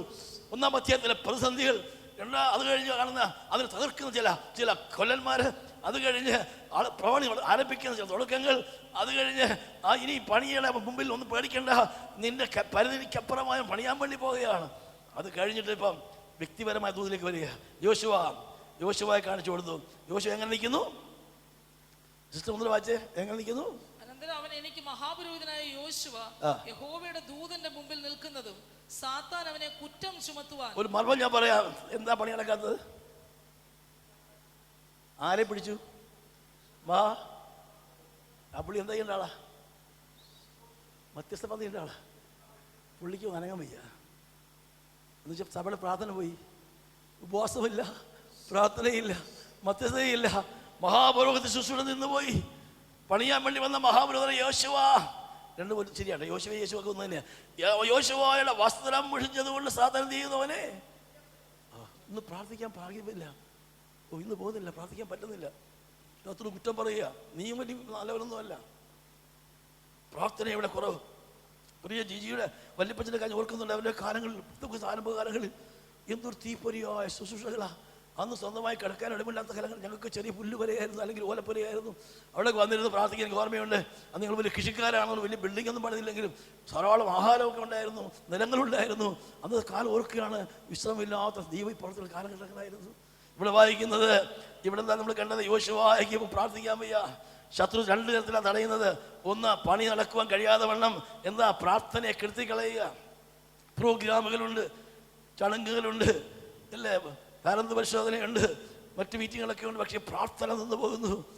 പണ്ട് നമ്മൾ വായിക്കുന്നതല്ലോ, ശൗലിൻ്റെ കാലത്ത് അവരാണെങ്കിൽ ആപ്പാടെ അര മാത്രമേ ഉള്ളൂ, വാള 2 ആയേ ഉള്ളൂ, അപ്പനും മോനും മാത്രം. അല്ലെങ്കിൽ വെറും അരമ, ഇത് നന്നാക്കാൻ പോലും പറ്റുന്നില്ല. ഈ പ്രാർത്ഥനയുടെ ഒരു ശക്തി ഉണ്ടാകട്ടെ. ഈ 21 days പ്രയർ ഒരു സ്പെഷ്യലായി മാറട്ടെ. എല്ലാവരും ചെയ്യുന്ന പോലെ 21 days ചെയ്യുന്നതല്ല പ്രിയമുള്ളവരെ. വാസ്തവമായി സഭയുടെ ആ പ്രാർത്ഥനയുടെ തലം ഒന്ന് ഉയർന്നു വരട്ടെ. ശത്രുവിനെ ഇനി തടയാൻ വഴിയാതെ വണ്ണം ഈ പണി തുടരത്തക്ക വണ്ണം പൗരോഹിത്യത്തിൻ്റെ പ്രാർത്ഥനയുടെ തലം, ആ മഹാപൗരോഹിത്യത്തിൻ്റെ തലം നമ്മൾ രാജാക്കന്മാരും പുരോഹിതന്മാരും ആക്കി വെച്ചിരിക്കുക. നമ്മൾ പ്രീസ്റ്റും നമ്മൾ കിങ്സുമാണ്. അല്ലെങ്കിൽ ഈ അധികാരമുള്ള കിങ്സും പ്രാർത്ഥിക്കാൻ കഴിവുള്ള പുരോഹിതന്മാരുമാണ്. സഭയുടെ പ്രാർത്ഥനയുടെ ശുശ്രൂഷ വർദ്ധിച്ചു വരട്ടെ. ഹല്ലേലൂയ. പാസ്റ്റർ മാത്രമല്ല, എല്ലാം നാം രാജകീയ പുരോഹിത വർഗമാ. നാം ദൈവത്തിൽ നിൽക്കേണ്ടവരാ പ്രിയമുള്ളവരെ. ദൈവത്തിൽ നിലവിളിക്കേണ്ട ഓരോരുത്തരും. അപ്പോഴാണ് നമ്മൾ നിൽക്കുന്ന ലോകത്ത് നിൽക്കുന്ന രാജാക്കന്മാരാ. Hallelujah, hallelujah. ഒന്ന് ആത്മ ഉല്ലസിച്ചാട്ടെ. ഈ എസ്കേലിനെ കാണിച്ച പ്രശ്നം പോലെ ഇതാണ്. മഹാപുരോഹിതന് ഇപ്പം മിണ്ടാൻ പറ്റുന്നില്ല. എന്താണ് വായിച്ചേ? അവന്റെ വസ്ത്രം മുഴിഞ്ഞിരിക്കുന്നു. യഹോവ നിൽക്കുന്ന സാത്താൻ അവനെ കുറ്റം ചുമത്തുവാൻ അവന്റെ വലത്തു ഭാഗത്ത് നിൽക്കുന്നതും കാണിച്ചു തന്നു. ഇതുകൊണ്ട് പണി 18 കൊല്ലം സാത്താൻ ഇങ്ങനെ, നീ പ്രാർത്ഥിക്കണ്ട, വെറുതെ പഠിച്ചിട്ട് കാര്യം ഒന്ന് വിടുതലായി, എന്താ മാറ്റം വന്നു? എന്നോട് പറഞ്ഞതാ 45 കൊല്ലം കൊണ്ട് പറയുന്നത്. എന്തിനാടാ ജീവിതം പാഴാക്കിയത്? നീ എന്തിനാ ഇവിടെ ഇറങ്ങി വന്നേ? അവിടെ എല്ലാം നിനക്ക് വേണേ അങ്ങ് അമേരിക്ക ഒരു പാസ്റ്റായിരുന്നല്ലോ, നിനക്ക് വേണേ ലോകത്തിലൂടെ പോകൂടായിരുന്നു. ഇങ്ങനെ പറഞ്ഞുകൊണ്ടിരിക്കും ചെവിയിൽ. നീ എന്തോ ചെയ്തു? എത്ര ആത്മാക്കളുണ്ട്? കാസർഗോഡ് ജില്ലയിൽ 15 ലക്ഷം ജനങ്ങളുണ്ട്. വിശ്വാസത്തിന് 3000 ആയിട്ടുള്ളൂ. ഇവിടുത്തെ ഒരു സഭയുടെ അംഗം പോലും ഇല്ല. ഇന്ന് ഒരു ജില്ല. പേടിക്കുന്നില്ല, ദൈവം പ്രവർത്തിക്കും. ദൈവം അയച്ചെങ്കിൽ അത് ചെയ്തിരിക്കും പ്രിയമുള്ളവരെ. ഹല്ലേലൂയ. ഇപ്പോൾ ഞങ്ങൾ കൃപയാൽ പുതിയ ബിൽഡിംഗ് വന്ന പിന്നെ രാവിലെ ഒരു തമിഴ് ആരാധന, പിന്നെ ഒരു ഇംഗ്ലീഷ് ആരാധന, പിന്നെ ഹിന്ദി ആരാധന, പിന്നെ മലയാള ആരാധന, പിന്നെ ഒരു കന്നഡ ആരാധന. ഉച്ച കഴിഞ്ഞ് യൂണിവേഴ്സിറ്റി പോയിട്ട് അവിടെ തെലുങ്ക് ഇംഗ്ലീഷ് ആരാധന. കൊച്ചതാണെങ്കിലും ചെറിയ ആരംഭങ്ങൾ ചെയ്തുകൊണ്ടിരിക്കുക പ്രിയമുള്ളവരെ. ഹല്ലേലൂയ. ദൈവം നമ്മൾ ലജ്ജിപ്പിക്കുന്ന ദൈവമല്ല. ഇവിടെ വായിക്കുന്നതെന്നറിയാമോ? ഇവിടെ വായിക്കുന്നത് ജീവിതത്തിന് പരിഹാരം ഉണ്ടാകും. മോനെ സക്രിയാവേ, നീ കാണുന്ന കാഴ്ച കണ്ടോ? എന്താ കാണുന്നത്? പ്രാർത്ഥന നിന്നുപോയി. പ്രാർത്ഥിക്കേണ്ടവൻ്റെ വസ്ത്രത്തിൽ അല്പം മുഷിവ് കണ്ടതുകൊണ്ട് സാത്താൻ ഇങ്ങനെ ടാപ്പെങ്കിൽ കുറ്റം പറയുകയാണ്. എന്താ പരിഹാരം? അടുത്ത വാക്യം വായിച്ചേ. സാത്താനെ യഹോവ നിന്നെ. ഹല്ലേലൂയ. ഇന്ന് പോൽക്കാലം നമ്മളെ കുറ്റപ്പെടുന്ന സാത്താനെ യഹോവ ശാസിക്കട്ടെ. ചില നാളുകളായി പ്രാർത്ഥിക്കാൻ പ്രാഗൽഭ്യം കരുതി, പ്രാർത്ഥിക്കാൻ ഉറക്കം വരിക, മടുപ്പ് വരിക, പേടി വരിക, സാത്താനോട് പേടിയാ. ഓ സാത്താനെ, സാത്താനെ പോ നീ. ഹല്ലേലൂയ. അവൻ ആരെന്നറിയാമോ? അവൻ തീ എന്ന് വെച്ചിട്ട് കൊള്ളിയാണ്. ഹല്ലേലൂയ. അവൻ തീ നിർത്തിട്ട് കൊള്ളിയാണ്. അവൻ ദേഹത്തിലെ അശുദ്ധി വന്നത് മനഃപൂർവ്വം വന്നതല്ല, അവൻ പണിതോണ്ടിരിക്കുന്നവനാ. ഹല്ലേലൂയ. ഇന്ന് പകൽക്കാലം ശുദ്ധിയായി നമുക്ക് ശുദ്ധിയോടെ ആരാധിക്കാൻ പോകാം. അല്പസമയം സ്തുതിച്ചാണ്ട്. ഹല്ലേലൂയ. ഓ ഹല്ലേലൂയ, ഹല്ലേലൂയ. അപവാദിയെ, അപവാദിയെ, രാപ്പകൽ കുറ്റം ചുമത്തുന്ന അപവാദിയെ, പ്രാർത്ഥനാ മുറിയിൽ നിന്നെ തളർത്തി കളയുന്ന, നിന്നെ അസ്വസ്ഥപ്പെടുത്തുന്ന, മനസാക്ഷിയെ കെടുത്തി കളയുന്ന ആ സാത്താനെ യഹോവ ഭർഷിക്കട്ടെ. ഓ ധൈര്യപ്പെട്. ഹല്ലേലൂയ. എടുത്തു റെസിസ്റ്റ് ലെവൽ എടുത്തു നിൽക്ക്. Hallelujah, hallelujah. സാറേ, ഇനിയും ശക്തിയോടെ ഉപയോഗിക്കാൻ ദൈവത്തിന് ആഗ്രഹമുണ്ട്. ശക്തിയോടെ എരിഞ്ഞു ഉയർന്ന കർത്താവിന്റെ ഈ വിളക്കിന് കത്തിയേ പറ്റുള്ളൂ. ഹല്ലേലൂയ.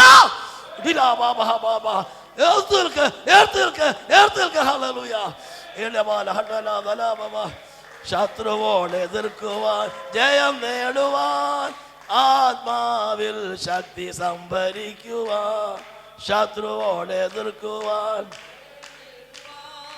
ആത്മാവിൽ ശക്തി സംഭരിക്കുവാൻ. ഉപവസിക്കണം, പ്രാർത്ഥിക്കണം, ഉപവസിക്കണം, സ്തോത്രത്തിൽ ജാഗരിക്കണം, ഇടവിടാതെ സ്തോത്രത്തിൽ ജാഗരിക്കണം.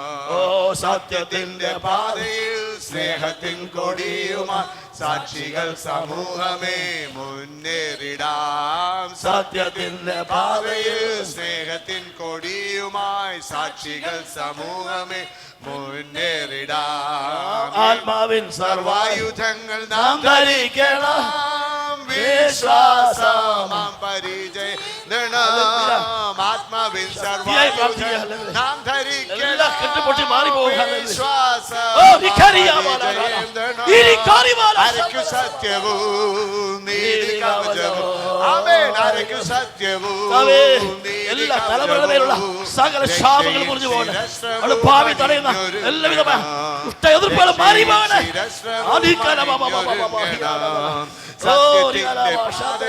സ്നേഹത്തിൻ കൊടിയുമായി സാക്ഷികൾ സമൂഹമേ മുന്നേറിടാം. സത്യത്തിന്റെ പാതയിൽ സ്നേഹത്തിൻ കൊടിയുമായി സാക്ഷികൾ സമൂഹമേ മുന്നേറിടാം. നമ്പർ 1, സാത്താനെ ഫലിച്ചു. ഇതിന്റെ പിന്നിൽ സ്പിരിച്വൽ വാർഫെയർ ഉണ്ട്. റിവൈവലിന്റെ പിന്നിൽ ആത്മീയ പോരാട്ടമുണ്ട്, അല്ലേ?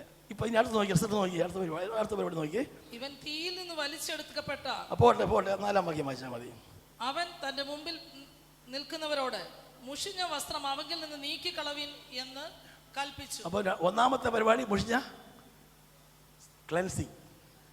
വിജയത്തിന്റെ ഒന്നാമത്തെ വഴി ശുദ്ധീകരണം, ക്ലെൻസിങ്. രണ്ടാമത് വായിച്ചോ. പിന്നെ അവനോട്, ഞാൻ നിന്റെ അകൃത്യം നിന്നിൽ നിന്ന് പോക്കിയിരിക്കുന്നു, നിന്നെ ഉത്സവ വസ്ത്രം ധരിപ്പിക്കും എന്ന് അരുളി ചെയ്തു. ക്ലോത്തിങ്. ഹല്ലേലൂയ. ഒന്നാമത് ക്ലെൻസിങ്. എന്താണ്? അശുദ്ധി മാറ്റി, മുഷിഞ്ഞ വസ്ത്രം മാറ്റി. രണ്ടാമത് ഉത്സവ വസ്ത്രം ധരിപ്പിക്കുന്നു. ഹല്ലേലൂയ. Cleansing and clothing. മൂന്നാമത്തേത് എന്താണ്? അവന്റെ തലയിൽ വെടിപ്പുള്ള ക്രൗണിങ്. ഹല്ലേലൂയ. ഓ, ഈ വാസപ്പാത്രയുടെ നടുവിൽ പഴയ കുറ്റം ചുമത്തുന്ന എല്ലാ ഉടുപ്പും മാറ്റിക്കളഞ്ഞ്, ഹല്ലേലൂയ, ഓ വിശുദ്ധ വസ്ത്രാലങ്കാരത്തോടെ ഉത്സവം ധരിച്ചുകൊണ്ട്, ഹല്ലേലൂയ, മുടി വെച്ച് നമുക്ക് ദൈവത്തെ മഹത്വപ്പെടുത്താം. അടുത്ത വാക്യം വായിച്ചേ. യഹോവയുടെ ദൂതൻ യോശുവയോട്, സൈന്യങ്ങളുടെ യഹോവ ഇപ്രകാരം അരുളി ചെയ്യുന്നു, നീ എന്റെ വഴികളിൽ നടക്കുകയും എന്റെ കാര്യം നോക്കുകയും ചെയ്താൽ, നീ എന്റെ ആലയത്തെ പരിപാലിക്കുകയും എന്റെ പ്രാകാരങ്ങളെ സൂക്ഷിക്കുകയും ഞാൻ നിനക്ക് ഈ നിൽക്കുന്നവരുടെ ഇടയിൽ. മോനെ, ഇനി നിന്റെ ആലയം ശരിക്കും നോക്കും, നിനക്ക് പ്രവേശനം കിട്ടും. പ്രാർത്ഥന അങ്ങോട്ട് എത്തും, സ്വർഗത്തിലോട്ട്. പ്രാർത്ഥനയുടെ സ്ഥലം മാറി, അപവാദിയെ വെട്ടി മാറ്റി, മുഷിഞ്ഞ വസ്ത്രം മാറ്റി, ഉത്സവം ധരിപ്പിച്ചു, മുടി വെച്ച് പറഞ്ഞു, നീ കയറി വാ മോനെ. ഓ, ഇന്ന് പകൽക്കാലം നമുക്ക് ഏറ്റെടുക്കാം പ്രാർത്ഥനയുടെ ഒരു പുതുക്കം. ഹല്ലേലൂയ.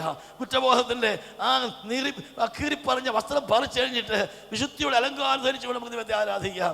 ഹല്ലേലൂയ. നിനക്ക് ഇനി പ്രവേശനം അനുവദിക്കാൻ പോകുക. സ്വർഗ്ഗതലങ്ങളിലേക്ക് ഒന്ന് കടന്നുകയല്ല, അനുഗ്രഹങ്ങൾ പിടിച്ചു വാങ്ങാം. Hallelujah, hallelujah. യോശുവയുടെ കാര്യം ക്ലിയറായി. പ്രാർത്ഥന റെഡിയായി. ഇനി പണിയിലേക്കൊന്ന് വരാം, അടുത്ത സ്ഥലത്തേക്ക് വരാം. എങ്ങനെയായി പണികളൊന്ന് നോക്കാം. 4-ാം അധ്യായം അതൊന്ന് പറഞ്ഞ് അവസാനിപ്പിക്കാം. 4-ാം അധ്യായത്തിൻ്റെ 1 മുതൽ വായിച്ചേ. എന്നോട് സംസാരിക്കുന്ന ദൂതൻ പിന്നെയും വന്ന് ഉറക്കത്തിൽ നിന്ന് ഉണർത്തുന്നത് പോലെ എന്നെ ഉണർത്തി. ഈ പ്രവാചകൻ ഇങ്ങനെ ഉണർത്തുക. പണ്ടൊക്കെ എൻ്റെ ഈ പ്രിയപ്പെട്ട ജിജിയുടെ വല്യപ്പച്ചൻ്റെ കാര്യങ്ങൾ പ്രവാചകന്മാർ വരികയും അവരൊക്കെ തീപ്പന്തങ്ങളായിരുന്നു. ഞങ്ങളുടെ വീട്ടിലേക്ക് അങ്ങ് കയറുമ്പോൾ തന്നെ പ്രവചനമാണ്. ഒരിക്കലും മനുഷ്യൻ പറഞ്ഞു, മോനെ നീ എറിഞ്ഞോടാ, ഉന്ന ഞാൻ നോക്കിക്കോളാം. ദാവീദ് പറഞ്ഞ പോലെ നീ എറിഞ്ഞോ, ബാക്കി കാര്യം ഞാൻ കേട്ടു. ആ കല്ല് കറക്കി കൊണ്ട് കുളിക്കാൻ ഞാൻ. മക്കളെ നോക്കുക, ഈ പ്രവചനം ഇങ്ങനെ കാണുക. ഈ സക്രിയാവ് കാണുന്ന പ്രവചനമാണ്. എന്താണ് അവൻ കണ്ടത്? കാണുന്ന ദർശനം എന്തായിരുന്നു? എന്താ കണ്ടത്? എഴുന്നേൽപ്പിച്ചു. എന്ത് കണ്ടു? നീ എന്ത് കാണുന്നു എന്ന് എന്നോട് ചോദിച്ചതിന് ഞാൻ, മുഴുവനും പൊന്നുകൊണ്ടുള്ള ഒരു വിളക്ക് തണ്ടും അതിന്റെ തലയ്ക്കൽ ഒരു കുടവും അതിന്മേൽ 7 വിളക്കും അതിന്റെ തലയ്ക്കലുള്ള 7 വിളക്കിന് 7 കുഴലും അതിനരികെ കുടത്തിന്റെ വലത്തുഭാഗത്ത് 1 ഇടത്തുഭാഗത്ത് 1 ഇങ്ങനെ 2 ഒലിവ് മരവും ഞാൻ കാണുന്നു എന്ന് പറഞ്ഞു. നമ്മുടെ സമയം കഴിഞ്ഞു. ഇത് പറയണമെങ്കിൽ ഒരുപാട് സമയം വേണം. പുള്ളിയുടെ ദർശനം ഒരു വിളക്കാണ്. പഴയ നിയമത്തിലെ വിളക്ക് സഭയുടെ ഒരു ഉദാഹരണമാണ്. വെളിപ്പാട്ടിൽ നമ്മൾ കാണുന്നുണ്ട് യോഹന്നാൻ കണ്ട ആ വിളക്ക്. ഇനി 7 കവലങ്ങളുണ്ട്, ശരിയാണ്. പക്ഷേ ഒലിവ് എണ്ണ ഒഴിക്കണം. പക്ഷേ വ്യത്യാസമുണ്ട്. ഈ ഒലിവ് എണ്ണ ഒഴിക്കാൻ പുരോഹിതം വേണ്ട, ഒലിവ് കായും വേണ്ട, ഒലിവ് എണ്ണയും വേണ്ട. ഇതിന് മുകളിൽ ചെറിയൊരു കുടമുണ്ട്. 2 വശത്ത് 2 ഒലിവ് തൈകളുണ്ട്. ഈ ഒലിവ് തൈകൾ വളർന്നു വന്നിട്ട് അതിൻ്റെ പഴം തന്നെ എന്തായിത്തീരും?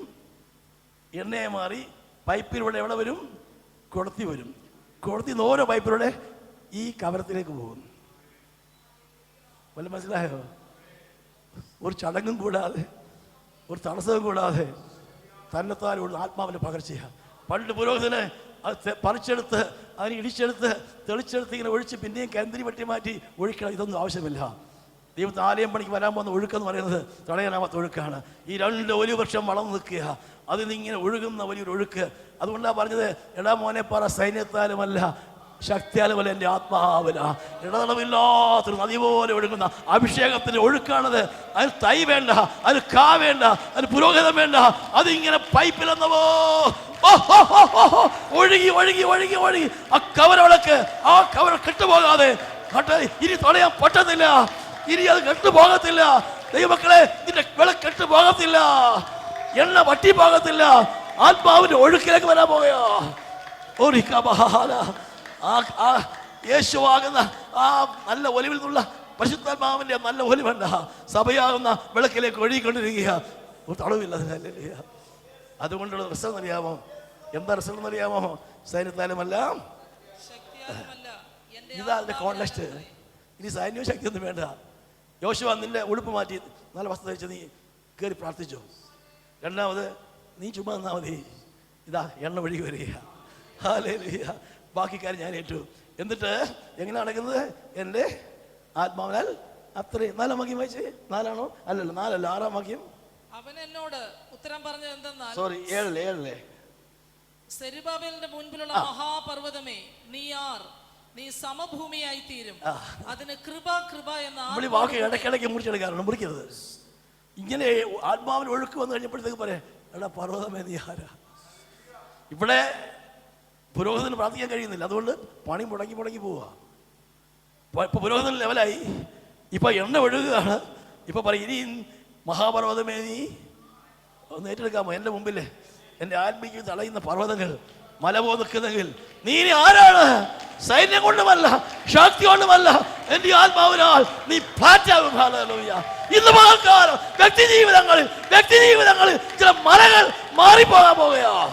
കാസർഗോഡ് എല്ലാ വേറെ സ്ഥലത്ത് മലകൾ മാറാൻ പോവുക. ഒരു ശക്തി നിൽക്കുന്നില്ല. ഹല്ലേലൂയ. ഓ ഹല്ലേലൂയ. മഹാപർവ്വതമേ, ഏത് പീഡനങ്ങളോ, ഏത് ഗവൺമെന്റോ, ഏത് ജാതിയോ, ഏത് വർഗമോ വരട്ടെ, hallelujah hallelujah hallelujah hallelujah hallelujah, നീ സൗമ്യമായി തീരും. അടുത്ത വാക്യം, നിന്റെ കൈ യഹോവയുടെ അരുളപ്പാട് എനിക്കുണ്ടായത് അല്ല, കൃപയെന്ന് ആർത്തോട് നീ ചെയ്യും. ആണിക്കല്ല്, അതിന് കൃപ എന്ന ആർപ്പോട് കൂടെ അവൻ ആണിക്കല്ല് കയറ്റും. അപ്പം നീ അടിസ്ഥാനം ഉണ്ടെങ്കിൽ നീ തന്നെ എന്ത് ചെയ്യും? ആണിക്കൽ തുടങ്ങിയ വേല പൂർത്തീകരിക്കും. എങ്ങനെ സാധിക്കുന്ന? കൃപ. ഇനി പ്രവർത്തനങ്ങളൊന്നുമല്ല, കഴിവുകളൊന്നുമല്ല, ബിരുദം കൊണ്ടല്ല, സംഘടന കൊണ്ടല്ല, കമ്മിറ്റി കൗൺസിൽ കൊണ്ടൊന്നുമല്ല. കൃപയാൽ, കൃപയാൽ ഇത് പണിയും. മതിൽ ചാടിക്കിടക്കും, മലകൾ ഇല്ലാതായി തീരും. ഈ പണി എണ്ണയുടെ ഒഴുക്കിനാൽ പണി നടക്കും. ഹല്ലേലൂയ. ഇനിയും ഒരു വാക്കോട് വായിച്ച് അവസാനിപ്പിച്ചേക്കാം ഞാൻ. ഇതെങ്ങനെയാ പണിയുന്നതെന്ന് അറിയാമോ? 10-ാം വാക്യം. അല്പകാര്യങ്ങളുടെ ദിവസത്തെ ആർ തുച്ഛീകരിക്കുന്നു? സർവഭൂമിയിലും ഊടാടി ചെല്ലുന്ന യഹോവയുടെ ഈ 7 കണ്ണ് സെരുബാബേലിന്റെ കയ്യിലുള്ള തൂക്കുകട്ട കണ്ട് സന്തോഷിക്കും. എണ്ണയുമുണ്ട്, കയ്യിലൊരു തൂക്കട്ട. വചനപ്രകാരം ഓരോ കല്ല് വെക്കുമ്പോഴും ഞാൻ വിമർശിക്കുന്ന ആളല്ല. ഞാൻ കഴിഞ്ഞ 2 ആഴ്ച മുമ്പ് എറണാകുളത്ത് വലിയൊരു ന്യൂ ജൻ ചർച്ചിൽ 2 ദിവസം പ്രസംഗിച്ചതാണ്. അതല്ല വിഷയം. പക്ഷേ നമുക്ക് തൂക്കട്ട വേണം, വചനവ്യവസ്ഥ വേണം. ഓരോ കല്ല് വെക്കുമ്പോഴും എന്ത് വേണം? നോക്കണം എങ്ങനെ പണിയുന്നത്. എല്ലാം പിടിച്ച് കയറ്റാനൊക്കെ തിര സഭയ്ക്കകത്തുണ്ട്. സുഷിത അറിയിക്കാം, നീ എന്ത് ചെയ്യണം? നിനക്ക് എന്തുണ്ട്? Plumb line. സഭയ്ക്ക് പ്രമാണമുണ്ട്, ഉപദേശമുണ്ട്, ഇല്ലേ? എന്തൊക്കെയുണ്ട്? ഉപദേശമുണ്ട്, അപ്പോസ്തലിക ഉപദേശങ്ങൾ, ജീവിത വിശുദ്ധി, ഇല്ലേ? ആത്മാവിൻ്റെ അഭിഷേകം, ഇല്ലേ? ദൈവത്തിൻ്റെ പ്രമാണമൊക്കെ ഇരുന്നുണ്ട്. സെരുബാബേൽ തൂക്കങ്ങൾ സന്തോഷിക്കുന്നു. അപ്പം ആത്മാവിനെ കവിഞ്ഞൊഴുക്കും, കൃപയാലുള്ള പണിയും, പിന്നെ ആത്മാവിൻ്റെ പ്രവർത്തനം ചേരുമ്പോൾ ഈ ആലയം നീ പൂർത്തീകരിക്കും. ഹല്ലേലൂയ. നമുക്ക് പ്രാർത്ഥിക്കാം. എഴുതി നിൽക്കാമോ? സമയം തീർന്നിരിക്കുന്നല്ലോ. അന്ത്യകാലത്തിൻ്റെ ഒരു സമയം വന്നിരിക്കുന്നു. ഭാരത മണ്ണിൽ ഒരു സഭയുടെ പണി നടന്നുകൊണ്ടിരിക്കുകയാണ്. നമ്മുടെ കണ്ണടയുന്നതിന് മുമ്പ് തന്നെ ഇന്ത്യയിൽ ഒരു ഉണവിലേക്ക് നിർണ്ണയിക്കാൻ പോവുകയാണ്. പണ്ട് പെന്തക്കോസ്തിന് ഉണർവ് വന്നത് നമ്മുടെ കേരളത്തിൻ്റെ ഒരു ഭാഗത്ത് ഒതുങ്ങിപ്പോയെങ്കിൽ മലബാറിൽ പോലും അത് വന്നില്ല. കേരളത്തിൻ്റെ വടക്കേറ്റം വരെ പോലും അത് പോയില്ല. എന്നാൽ ഇനി തുടർവ് ഇന്ത്യ മൊത്തം വ്യാപിക്കണം. ഇനി അളവില്ലാതെ വേണം. ഇനി ഒരു ഡിനോമിനേഷൻ ഉണ്ടാകാൻ വേണ്ടിയല്ല, ഇനി മതിലില്ലാതെ വേണം, അളവില്ലാതെ വേണം ഈ രാജ്യത്തെ പിടിച്ചു കൊടുക്കുന്ന ഉണവിലേക്ക് നീങ്ങണം. പ്രിയമുള്ളവരെ, ഒരുമിച്ച് പ്രാർത്ഥിക്കാം. എൻ്റെ ജീവകാലത്ത് കർത്താവിനെ സന്ദർശിക്കണമേ, അന്ത്യകാലം അയക്കണമെന്ന് പ്രാർത്ഥിക്കാം. ഹല്ലേലൂയ. ഓ, ഇവിടെ നേരത്തെ